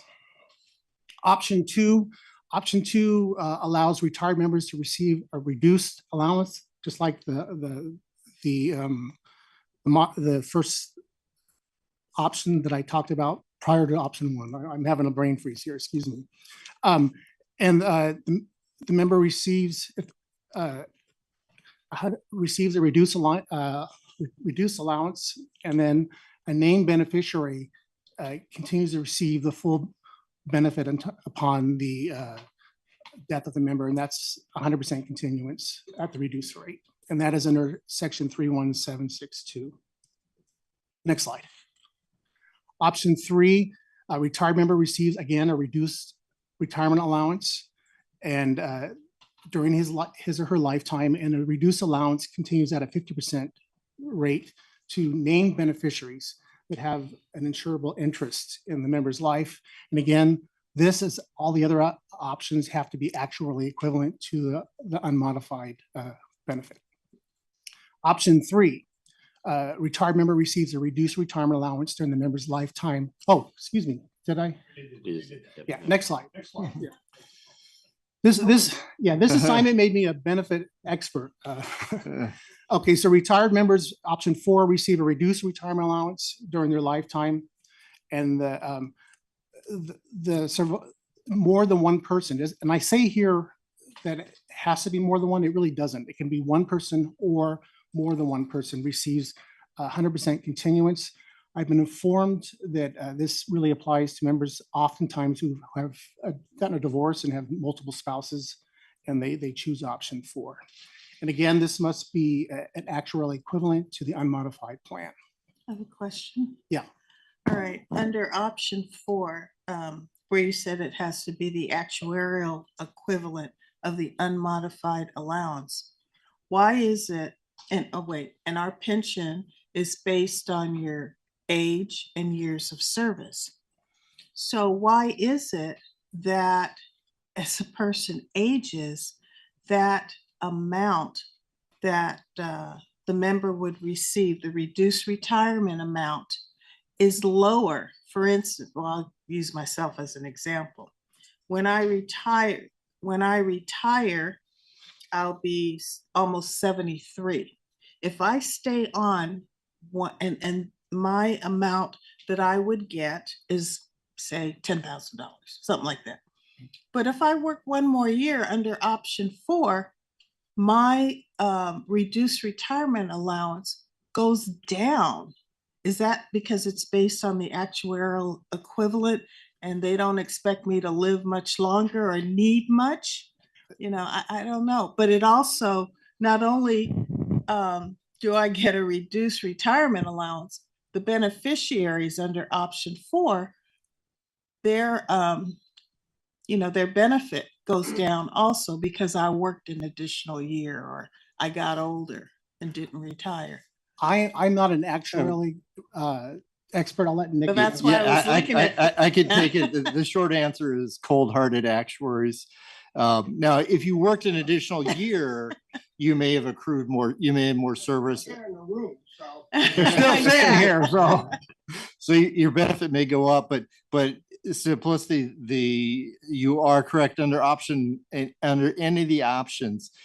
The options effectively are, we're trying to do actual equivalence. You can think of it like insurance, because we're reducing your benefit because we're providing this additional insurance benefit to your beneficiary, right? So that's additional benefit. Well, as you age, your probability of dying goes up. That means if you have a higher probability of dying, there's a higher probability you're going to provide this extra benefit to your beneficiary. Therefore, your beneficiary benefit becomes more valuable, and therefore we reduce the benefit. I agree. It's not the most appealing outcome, but that's what the cold hard numbers say. So that actually forces some of our workers to retire. You know, they get kicked out because the system forces them to work for nothing, and they take away part of the benefit that's been promised to them. I don't know if I'd go that far, but yes, I think there are people who are going to retire because that one of the beautiful things LACERA has is the unmodified plus. So for those people who have an eligible survivor, they can provide that 100%, and the difference is much less. Other systems don't have that. But in the case if you don't have an eligible survivor, you're just providing it to your child or something. Yeah, and particularly if you're providing it to your child, you think about their life expectancy is going to be pretty long. Yeah. It gets a bigger reduction. It's a bigger deal, but it's based all on life expectancies and kind of that value of that insurance. So that's the way the numbers are going to fall out. But I'd be happy to talk about this, on the side. But yeah, it's not necessarily the most appealing result sometimes. Well, I think your answer was perfect when you said it's like insurance, because I know how insurance goes down as you get older for some odd reason. It just, I understand that. I'm a die. I'm just gonna do what Mr. Harris told me to do. Just retire. I'm not getting any younger. I've given the county 40 years. That's enough. Wow. I know, I'm stupid. All right, next slide. Okay, so I may have gone a little overboard on my actuarially equivalent slides as I was reviewing this, but I really wanted, the point that I really wanted to hone in on here is when we talk about actuarial equivalence, we're not just talking about the cost. We are talking about the benefits that are provided. It's the benefits for the member and the benefits for the survivor have to be actuarially equivalent. And in my simple mind, I'm an English major, I'm not a math person, but how I look at it is you shave a little bit off of the members and you apply it to the survivors. That's kind of simplistic. And when you look at the code here, government, all the option plans are follow 31760A. They have to follow this statute.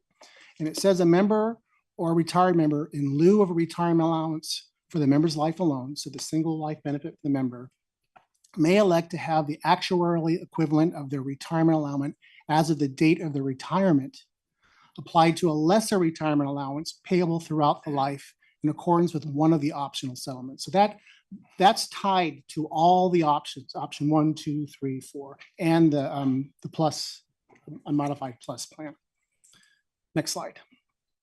And basically what I've done here, I've just kind of broken it down. So instead of receiving the full allowance that the member would have been entitled to, the member receives the actual equivalence of the retirement allowance as of the date of the retirement. And that phrase, as of the date of retirement, is really important because you need to know when that is to do the actually figures.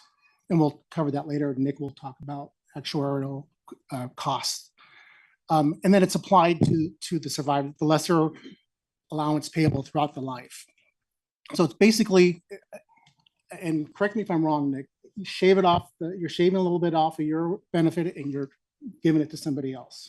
Exactly. And as I said, it's based on how much how long you expect that other person to receive that benefit or other persons. And the longer they're expected to receive it, therefore, then you have to shave more off the member to pay for those beneficiaries. Yeah. Okay, next slide. I think we can skip this. Next slide, please. Okay, so the next few slides are going to be from Mr. Collier on how he came about the numbers and the costs that would be involved if we were to implement a plan, a pre-retirement designation plan. So next slide, please. Yeah, right. Thank you for the correction. Yeah, and just to give you a little more background, the idea is right now, and actually I'll just go over this slide. If we just focus, we've got several ages here and benefit amounts. I'm just going to focus on the middle age 60 slide there. You can see that gray arrow there. That's the non-service connected disability benefit. I've got a sample member here, general D plan member, so somewhat of a career employee with 25 years of service. General D on average is about $9,000 per year in salary. So right now, if somebody is, this individual, if they were making $9,000 a month and, they got cancer or something, they were sick, and then they applied for disability, they got the disability, that amount would be about $4,200, give or take, off of that $9,000 monthly salary. So now this person has, this $4,200 benefit. As I said, if it was some severe case like cancer, they get the disability, they die right away. What happens? They could have elected. And if they did have cancer and they figured they had a very low life expectancy and they were married, they almost undoubtedly would have elected the unmodified plus benefit.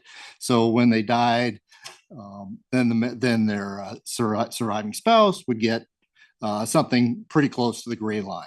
Okay. But and then if you take that's scenario A, if you take scenario B, now you've got the same person, they have cancer, it comes on fast, they don't get their disability application in, they die.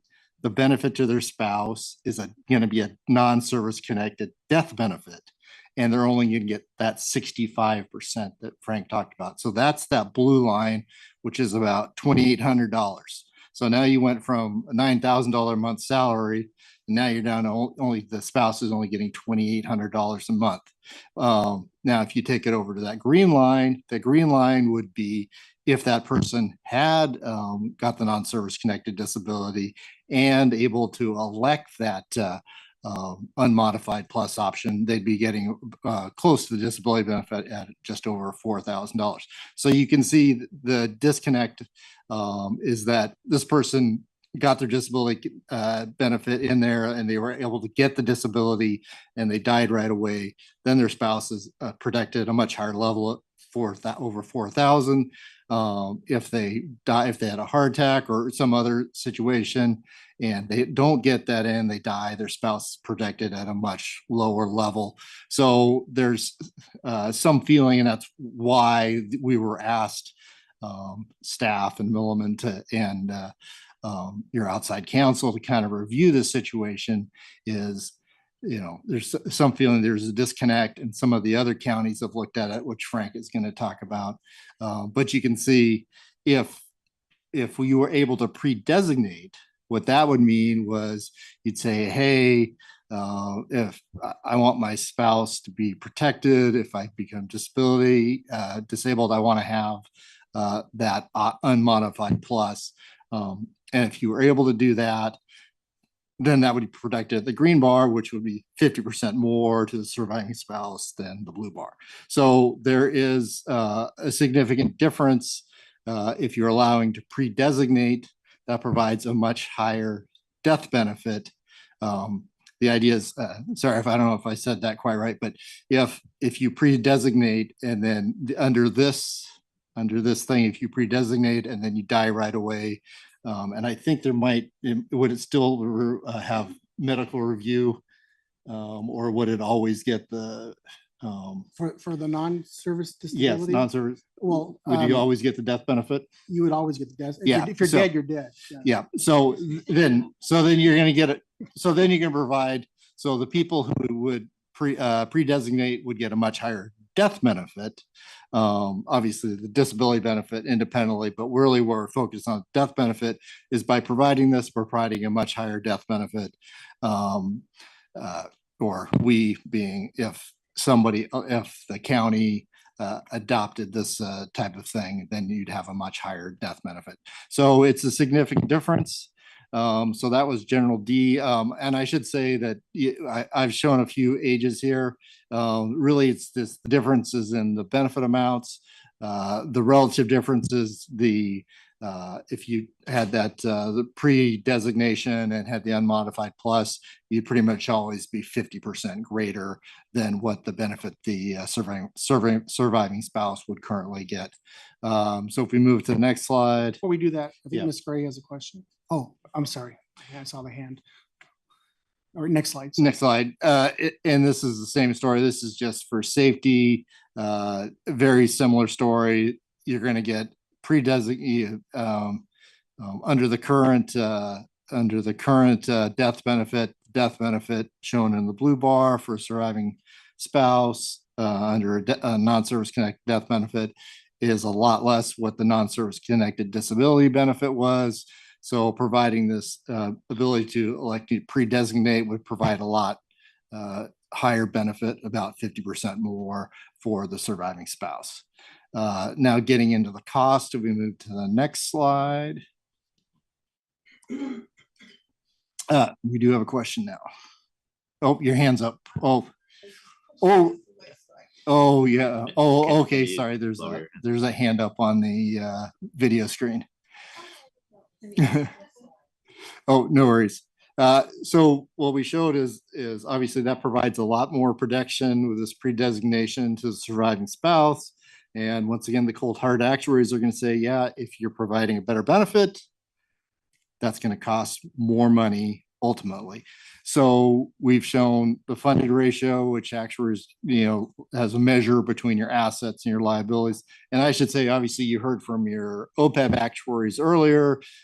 Here, we're just focused on the pension benefits. The pension plan currently is funded at right about 80% at 79.9%. There would be a fractional decrease of 0.1%. And that's because the actual accrued liability, that's the value of the benefits attributable to service already accrued, would go up about $87 million. So that would be just under a 1% increase in the liabilities. How does that translate into employer contribution rate? That would be an 18 basis point increase. That's broken up into two pieces. And I think once again, you heard from your OPEB actuaries, you have your normal cost. That's the value of the ongoing benefit. That's kind of a permanent increase. That's right now at about 6 basis points. Most of it is to fund that $87 million increase. We would pay that. Right now, we have that targeted as paying it off over 10 years. So that would be an additional 12 basis points. That gets you to the 18 basis point increase. So that 18 basis points increase would apply for 10 years, and then it would drop down to about 6 basis points. So it's a small relative increase, but it is an increase, and translating the dollars, that is an $18 million annual increase in the employer contribution rate. Quick question on that. So that 10-year amortization reduction back down to the 6, the funded ratio, does it still maintain at 1 basis point at that time frame? 10, or is the unfunded ratio find equilibrium? After 10 years, that 0.1% should have been paid off. So the difference should go to no difference. And based on your plan to, the LACERA's plan to pay off the unfunded, hopefully your funded ratio is going up. But basically, right now they're very small difference, and eventually they should converge with or without the pre-designation. I have a couple of questions. So the 0.18% is for the employer contribution. What would the employee contribution? That is the next slide. I did want to, this shows the legacy members, general A through D, safety A and B, and we'll ignore plan E because they're non-contributory. And they don't receive the same death benefit. So it wouldn't affect them on either side. So about 0.04%, so 4 basis points for that. This would be for the PEPR members, would go up 4 basis points. The way we calculate the contribution rates for the legacy members does not involve the death benefit, so there would no impact on the legacy members. I did want to talk a little bit more about the prior slide, the way we did the calculation, because there are a lot of unknowns here. I was going to ask you about that. That was my other question. I was going to ask how the calculations were come to, because are we assuming that 100% are going to select, and are you looking at those who are actually married versus not married? Because an individual who's not married is not going to select 100% modified. It's only going to be for married individuals, and it's also going to be only for married individuals who's not subject to quadros or some other form where they have to do some other form of variation. So I understand it's definitely a tough job for you on that. So I'm just curious how those numbers were are we over assuming or are we under assuming? We are assuming, I think, on the high end. Okay. It's not 100% clear to me if the non-service connected death benefit. I mean, if everybody could pre-elect, somebody could pre-select their kid, a non-married person, and if they could get that death benefit, but I don't think it's necessarily going to change that way. So we've, as you said, focused only on married members, and we have assumed 100%. And really how this whole thing plays out, how it's communicated, if there's, how the benefit is actually administered will affect that. but we did take the conservative approach and assume that all married members, because I mean, from our perspective, this is a very good benefit without very small drawback of doing it. But we don't have any data on this. I know Frank's can talk a little bit about CalSTRS. They can pre-designate the retirement benefit, and that's exactly to trustees' gray point. This is going a little off tangent, but they can pre-select the retirement benefit. So as they age, their reduction factor does not change. So that is a great benefit. I mean, actuaries, we look at that, we're like, oh, I would be doing that, but I would freeze my, if I was, married or had a kid or whatever, I would pre-select that benefit, because then as I go along, my reduction doesn't go down. So that is, to us, it's a great benefit. But CalSTRS does not have a large take up on that benefit. I mean, there's definitely a number of people who are doing it, but it's not, it's not like over half the people who are doing it. And the reason is theirs is if their named beneficiary dies before they retire, then their benefit still gets a reduction. It's a small reduction, but talking to CalSTRS staff, that scares people away. And our 100% is definitely overestimated, because if you just look at how many people select the durable power of attorney, I bet you our percentage is pretty small. How many people have inaccurate beneficiaries as they're listed? I know that's a major problem across the board. So then to assume that 100% of the people are going to wake up and properly designate their spouse, I just think, even though we're trying, I mean, it's not like we're not trying. The sponsor tries, the LACERA tries, all of us tries to keep everybody up to date. But if we're assuming 100% of people are going to properly pre-designate their spouse, I think that's a little bit of an overestimation. But I understand. But I will say that I hope I'm not giving any away actual secrets. But if 50% of the people do it, the cost would be about 50% of what we're showing here. Yeah, that's so. What I figured. Yeah. Anyway, so that should give you some feel. And once if I know there's a couple other counties that we might have, if they go through this process, then we might have some better feel what's going on. But yeah, we are on the upper bound on that. I think you answered my question. I was going to ask that conservative assumption, if you'd assigned a percentage to it. I think I understand what you're saying.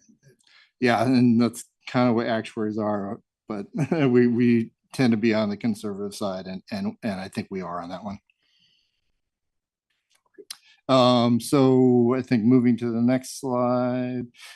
So as I talked about, it's 4 bases impact only on the PEPR members. And as we talked about, obviously, if only half the people this applies to, then you could have that 4 basis points, 2 basis points. But just putting it like on average salary, that's a little less than $3 a month in additional contribution for Plan G, and for Safety C, that would be $3 and change additional contributions that would come out of their paycheck to as part of this. So I'm going to turn it back to Frank and move to the next slide. Okay, so Nick talked briefly about CalSTRS plan. And I'm not going to go into too much detail, but they have a situation where you can pre-designate your retirement while you're in service. But there's an option factor that's based on is the age and years of service at the time they make the option, correct? Yes. Okay. So that is found in the statute. So the legislature has actually provided a statute for them to do that. CERL doesn't have a statute that states that. And that's locked in stone once they make that designation. I read the statute, and I think they make adjustments as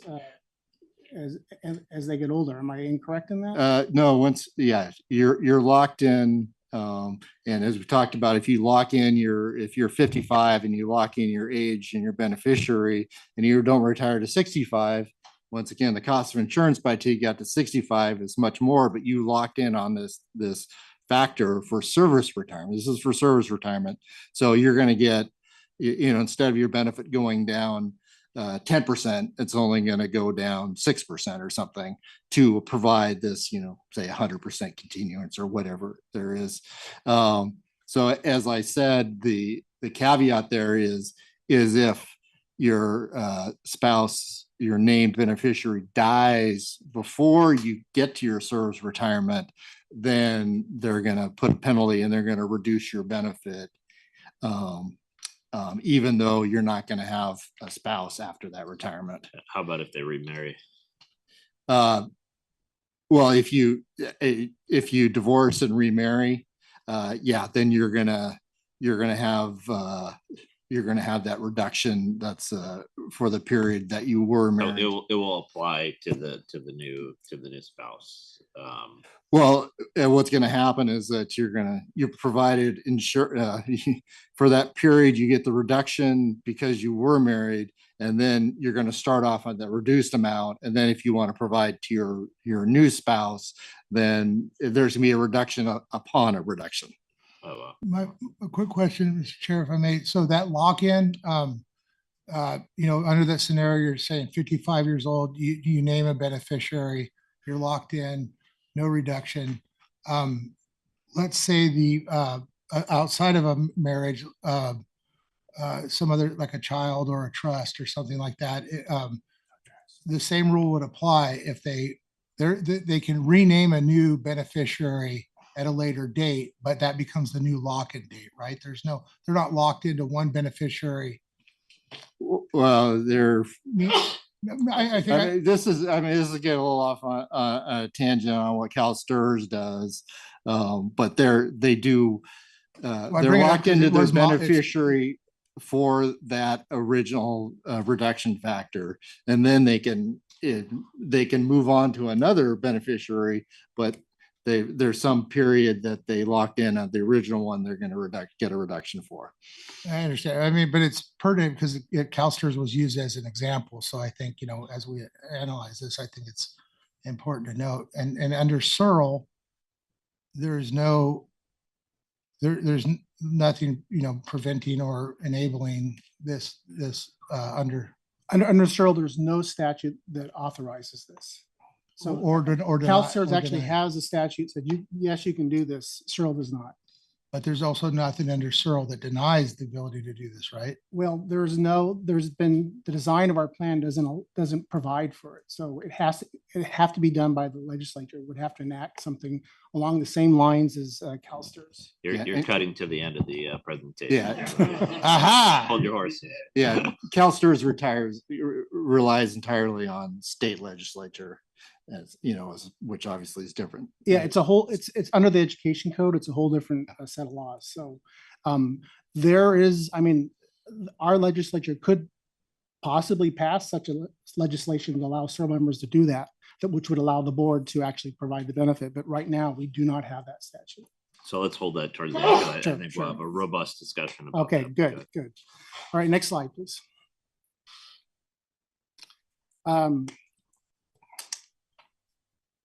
Okay, basically what I just said. Are we there already? So the legislature could enact a plan under Searle similar to what CalSTRS does. It's important that the plan sponsor would need to be pushing that. I mean, that's not our roles as the administrator of the fund. There could be work in conjunction, but it's not something that the administrator of the fund should be spearheading. Yeah, so since we're here, and I understand that our role is to implement the plan design, but as the subject matter experts and as the people looking at this and identifying issues and the discrepancies, going back to the original numbers, when we're talking about somebody who has a $9,000 salary, who, if they go and retire, that they'd get $200 that would then continue on to their spouse. But if they were to pass before they were able to make that designation, it's down to $2,000. There is a disconnect there in that, where literally it's about how quickly can they sign a piece of paper. And I don't think that when we're looking at equity and fairness across the board on this, that we're not necessarily there. So I think we have a responsibility to identify that as an issue, have those discussions with the plan sponsor about this. I agree 100%. This is definitely not something that LACERA as an organization goes out and spearheads on its own. It's going to be a SERL system issue. It's going to be a SACRS issue. It's going to be county supervisors. It's going to be the employees, right? The labor groups, because it's going to impact all of them. But when you're looking at an overall impact and the totality of everything, and then you also look at the reality of the assumptions, I think 100% is overestimating the reality of who's going to elect it. We're at a de minimis amount of money for the benefit that it has to public servants, as far as the potential on this issue. I have a question, just a benefit question. So if I were to elect that tomorrow I'm going to retire and I want to give it a modified plus to my wife, and I die today, does my wife get the unmodified plus that I had elected for tomorrow? So you've already turned in your election form? Yes. I believe, and if someone from benefits can correct me, I believe once you turn your election form in, you're entitled. Yeah, you're designated. So the irony is that I could submit daily a retirement election for my spouse and then daily withdraw that. But I see JJ coming up, so let's see. Let's see if my plan is going to work. I'm going to use AI to do this. And, if you use AI, you might get away with it. No, your election is effective the date of retirement, right? So if you put in for tomorrow but you die today, you're still an active employee. Got it. And you would not get you would not. Okay. Yeah, there's active death benefits that your spouse would be eligible for, but not what you elect. And I know of specific cases of, I didn't know that granular detail, but I know specific cases of individuals who are dying of cancer who have selected dates and have died before their date came. So in those cases, now I know that those spouses would not have considered to get those unmodified. So I think this is a really big issue when we look at it. It's very easy to look at the numbers and go, oh, $18 million, let's step back. But I think that this is a big issue beyond just us as an organization. And I know we solely can't implement, or we solely can't form the design, but we definitely have a responsibility as the experts to bring those to the attention. So I don't want to get ahead of you, but do we have options on how we can bring this to the attention of the plan sponsor and have those discussions, and also have the discussions at the SACRS level? Have we looked at this? I know this is not an action item, but we could take action. It's really, that part was not part of my analysis here. That certainly could be done. The one comment I wanted to make, Mr. Chair, when we're talking, when you mentioned about equitable, and I agree 100%. I mean, I would love my spouse to get what she's entitled to if I pass. The Martinez case that I talked about, if you recall, was the trial court said, well, LACERA could have provided some equitable plan, and the Court of Appeal said, no, you got to follow the legislature. And you understand that. I know you do. Yep. But I really didn't. My analysis here is here's what the law says. Here are your limitations. Here are your options. And one of those options is legislation could be passed. How that's done, I would think would be discussion with the chair, the board, and the executive office, and how that wants to be presented. And I really haven't given any kind of analysis here on that step.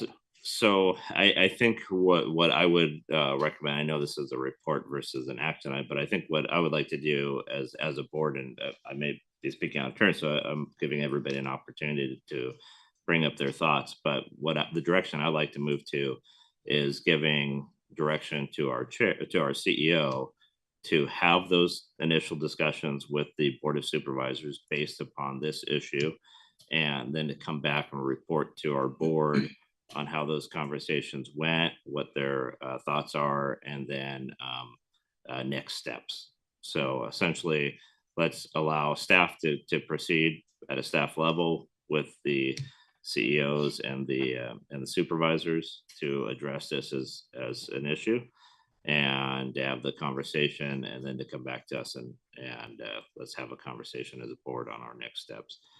So that's what I would ultimately suggest as a motion, but I won't make the motion because I want to hear from the rest of the board before we go down in that direction. Mr. Chair, if I I'll may, open it up, please. I see this, as I understand bound by law, and I do want to have you expand on the Gorman case a little bit. Sure. But before we do, Frank, if you don't mind, I'm sorry, but I agree with Trustee Kehoe. Like, well, I do understand that part of our fiduciary duty is to provide the best service to our membership. And this shouts to me that this would be a great benefit. We just had a light on duty death on our job, sudden. And so, I don't know the status of that as far as designations or whatnot, but if this was in place, for that member, that would be a work-related injury, and it's a whole different ballgame with what it's service connected. Work-related death, if we're talking about the same case. Okay, So, yeah, I mean, I just see this ultimately as a really good benefit, and I agree with Mr. Kehoe that I think that it looks like rounding dust as far as the cost, especially if it's been analyzed at in a very conservative way. I mean, 1 basis point or less than, or 10 basis points, or what was it, 0.1, right? So 10 basis points in the increase in our unfunded potentially, but which would find equilibrium in a 10-year period. I mean, there's a lot of things that shout that this, and I do believe that, if it's our job to, without, pushing it in one direction or another, but we do have, we are in servitude to our membership to try and give them the best benefit possible. And I think this would be something, and we have something to compare to. Even the CalSTRS is a different system governed by different rules, but it could, it could be looked at as, a possible roadmap to it. So I agree with Mr. Kehoe and with that. Thank you. Okay. I have Mr. Harris. Yeah, I know there's more to the presentation, but since the slides in the middle, you guys talk. JP. Yeah, thank you, Chair Kehoe. Although I agree with everything you've both said, it would be a great benefit for just a ridiculously little amount of money. I'm not sure right now is the best time to be going back to the Board of Supervisors while we're still sort of having a little something else on the plate. So although I agree there might be a time to do that, I think now is probably not the time.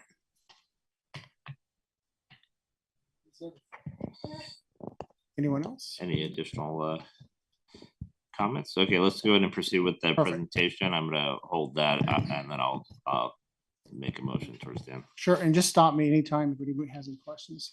All right, next slide. Let's see where we're at. So back in 1991, there was prior legislation that tried to do what we're talking about today, and it didn't pass. I don't know what the legislature would do today. I don't know. So basically, that's just out there for your information that this was tried back in 1991. Next slide. Okay, Gorman. So Gorman's an old case from 1965, and it comes under the Superior Court Judge Retirement Law, not Searle. And this was a situation where a judge, I believe he was going in for brain surgery, and there was a pretty good chance he wasn't going to make it. So what he did is, before he went to surgery, he signed an election form. He didn't date it. And he told his son, if something goes wrong, give it to my doctor, put in the medical non-service disability application, and send it to the governor and the chief justice so they can implement it. So following the surgery, the judge was doing all right, and then he fell into a coma. So upon the direction, his son took the information. He provided the medical indication saying that the judge was, while he was in a coma, was not capable of doing his job. He was disabled. The application went in. and it was rejected. So the whole controversy in the case from the spouse was a valid retirement designation made under those facts? And remember, this is under the judge's law, not under Searle. Next slide.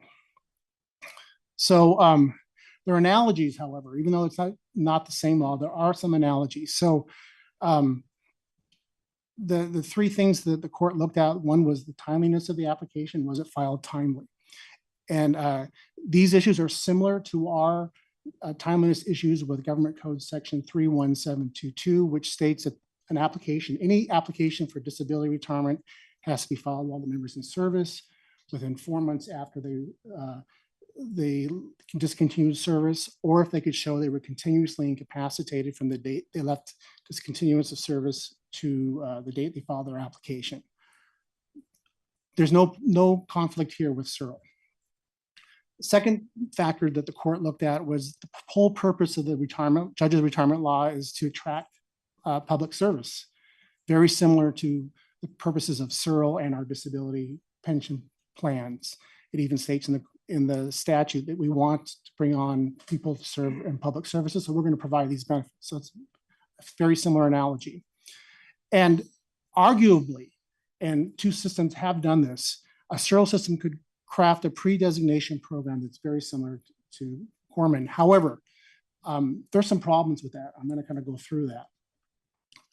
Most importantly, relying solely on Gorman can cause LACERA to run into some trouble, because the court approved a narrow pre-authorization issue at the case before it, and it specifically says it was not one in which all-purpose consent was signed and made ready for any eventuality. And that's basically what we're talking about here. So Gorman is setting that aside, and we don't know how the court would have addressed that issue. So that's one problem.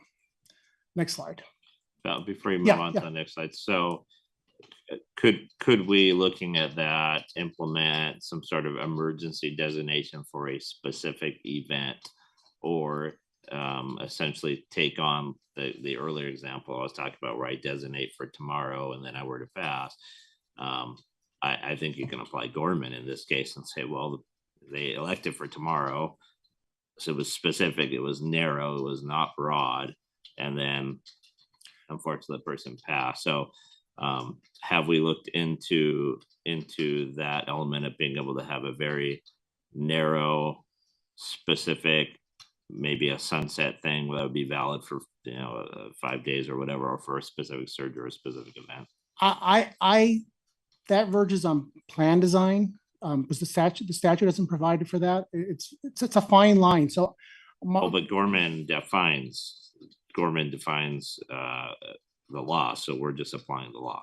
Gorman has specific law under the judge's retirement law, and the whole controversy in Gorman was the fact that for the effectuation of the retirement, the governor and the chief justice had to sign off on it. So there's this gap, but it also had a part of the law that says if the person dies while that's en route, getting the signatures, it's all right.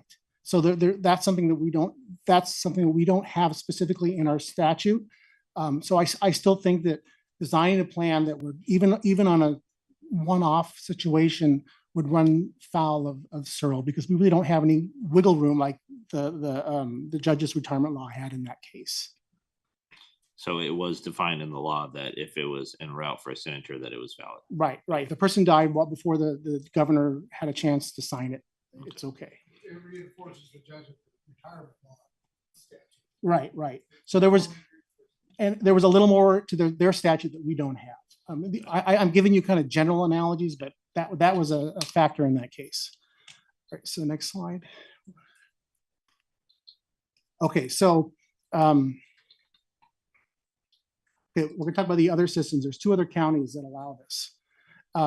And what they do is they have the active member pre-select either option 2 or option 4 while in service, and it authorizes the association to file a non-service connected disability retirement application on their behalf when there is reason to believe that the member is permanently incapacitated prior to death. And I've read the memos that were presented in that case, and there's an opinion by a nurse indicating that even if I was shot in the head, it takes approximately 4 to 5 minutes for my body to shut down, and that I wouldn't be dead for 4 to 5 minutes, and then I would be incapacitated from doing my job during that 4 to 5 minutes. That was the rationale they used in the memo, which it's a bit of a stretch and a challenge that may come up. So these are two sterile. These are two sterile systems, yeah.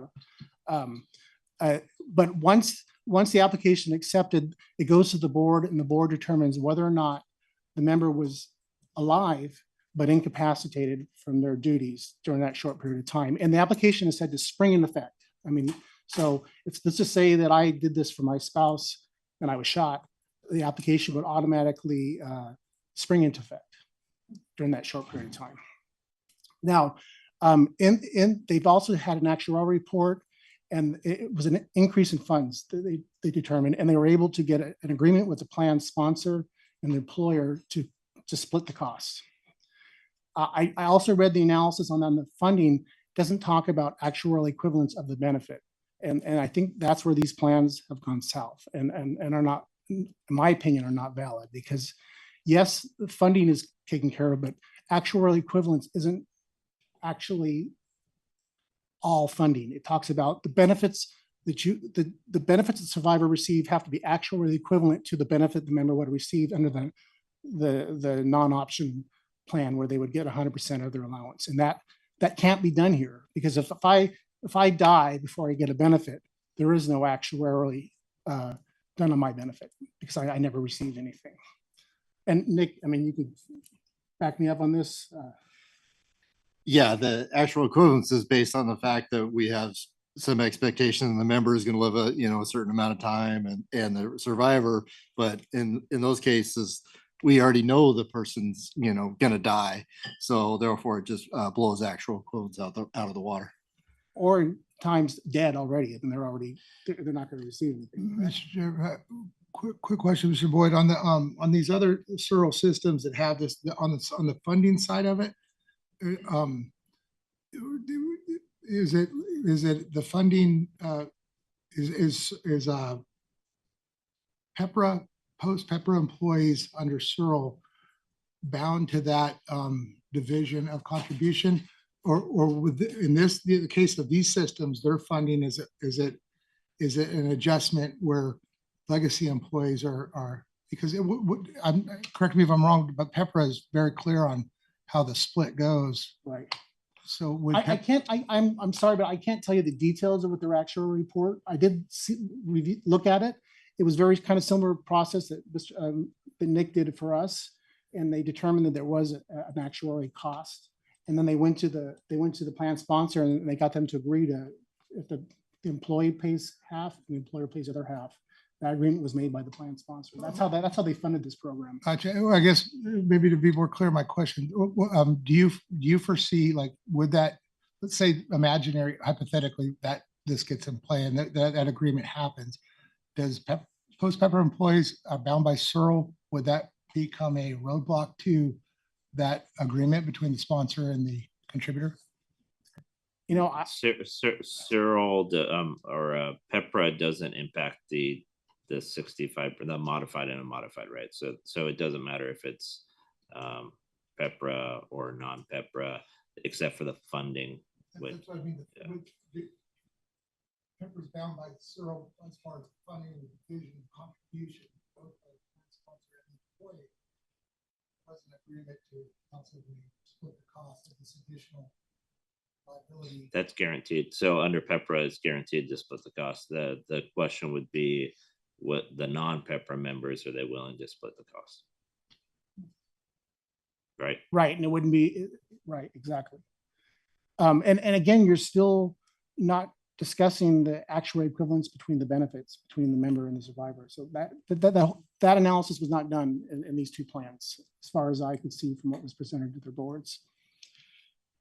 All right, next slide. And I'm assuming this was all negotiated before PEPRA anyway. So those two. No, one of the plans was post-PEPRA. Oh, really? I'm not sure about one of the counties, but the one that I looked at was post-PEPRA. Very recent. Yeah. Okay.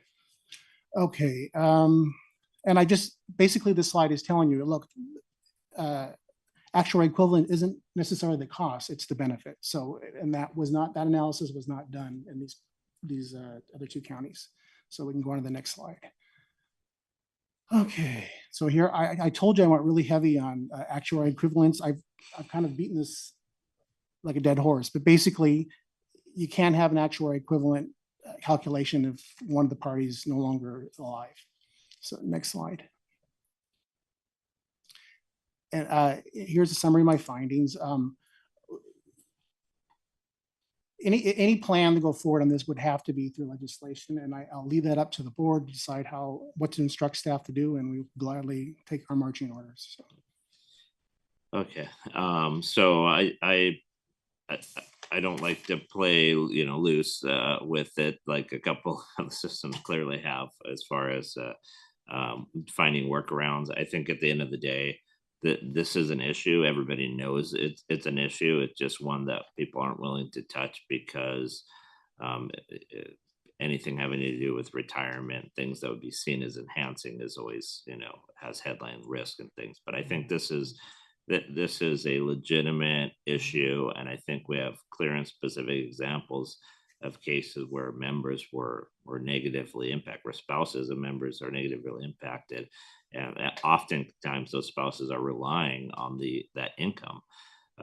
So I think I respect JP your thoughts on the timing type issue, but I think that what we do is we allow our CEO to manage that.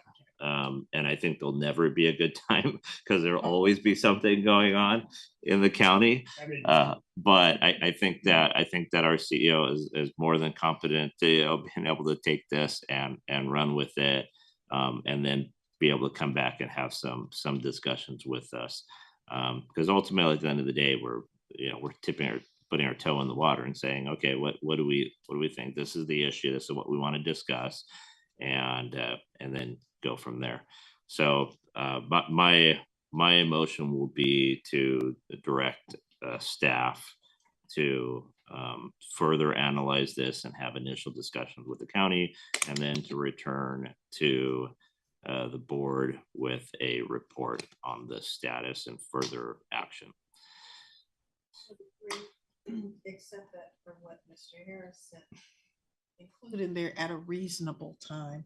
Yeah, it's blanket, so the CEO can definitely decide how to proceed with it. I would second that.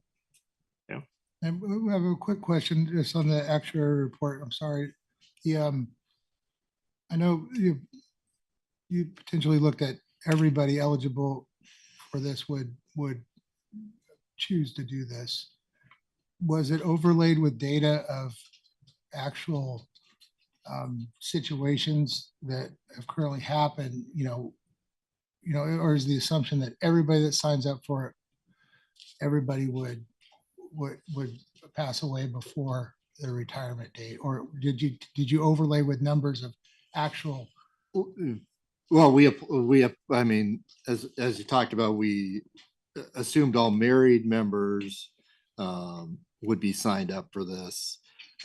And then we overlaid the probability of them dying before retirement, and then just applied that small percentage. I think it was like 0.2% of the active population has a non-service connected death before they reach retirement. And that probability assumption was that determined by existing numbers, like what's happened historically? Yes. Okay, excellent. Yeah, it's based on LACERA members. Excellent, thank you. Okay, we have a motion on the table that's been moved and seconded. Without further discussion, let's go ahead and please vote. Mr. Razzo? Aye. Mr. Harris? Aye. Mr. Moore? Mr. Moore, I'll come back to you. Ms. Gray? Aye. Ms. Ginsburg? Yes. Mr. Green? Aye. Mr. Moore? He sent me a message. He had to step out briefly. So. Okay, so the motion passes unanimously by all trustees present. Great, thank you. And thank you to staff, and thank you for the hard work for our actuary as well. So we appreciate these initial steps.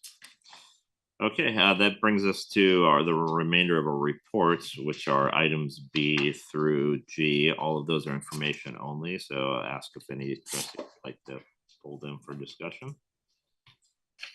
Seeing none, we'll move on to our items for staff review. Yes, Mr. Moore requested that LACERA reach out to the county and provide service-related injury data and collaborate with them in order to decrease the amount of injuries. He also requested that the additional information regarding monthly benefit allowance distribution chart on the CEO report be updated. And Mr. Keogh requested that the status of AI within LACERA and how it is or will be used be presented at a future OOP meeting. Perfect. I just want to clarify the very first step. I don't think a trustee could direct the CEO independently. So I do think that we can ask for additional information, but we really can't direct the CEO unless the board takes action on that. So, I do want to clarify that out there, that we're allowing staff to run with it. My recommendation would have been to consider a summit of some sort, but I think you understand that. So I just want to make sure that we're clear. It has to come from a consensus of the board if we're giving direction to the CEO. In this case, we're asking for additional information on that. Perhaps you could bring it back to our board on what actions you're going to take in regards to presenting the material to our sponsor. We'll do that. Perfect. Okay, that brings us to items for future agendas. Do we have any requests for future items on the agenda? We do. Just the AI component, that's for OOC. Okay, go to the order. Let's go around the report. Mr. Green? Summer's upon us. Be safe out there. 4th of July. And everybody take care and enjoy your families. Mr. Razzo? Oh, I'm sorry. And thank you to staff for everything you guys compiled. And your work it's really appreciated. Thank you. Sorry, I failed to mention. Yes, thank you for all the reports and have a great 4th. Mr. Harris? Same for me. Ms. Gray? Same here. Thank you for being here so long the day before the holiday. So that was really hard work for all of us. So have a great weekend. Thank you. Ms. Ginsburg? I agree. Thank you for the reports. The presentations were very informative, and have a nice and safe holiday week. Thank you. Frank Boyd? There we go.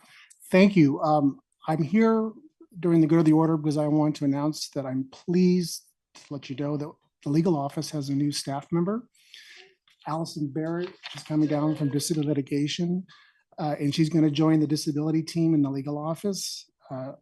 Allison and I have a lot in common. We get along really well, but we both came from private practice representing applicants on the applicant side. Then we came to LACERA and worked representing the respondent in the disability litigation office. Allison's knowledge on disability retirement law is vast. She's smart, she knows the law, and she's just a nice person to work with. And having her on the team is really going to be helpful because there is a large volume of cases that need legal analysis, and sometimes there's a backlog because I can only do so much. So it'll be so nice to split the caseload and get things to the board quicker. So I want you all to welcome her. You'll see her at the table with me when we're doing disability cases, and she's prepared this morning. So if you have any questions, feel free to ask her. Congratulations. And we always got to thank Mr. Wiki for helping set you free. Great. CEO Santos Carmen? Yeah, I just want to piggyback on what Frank said.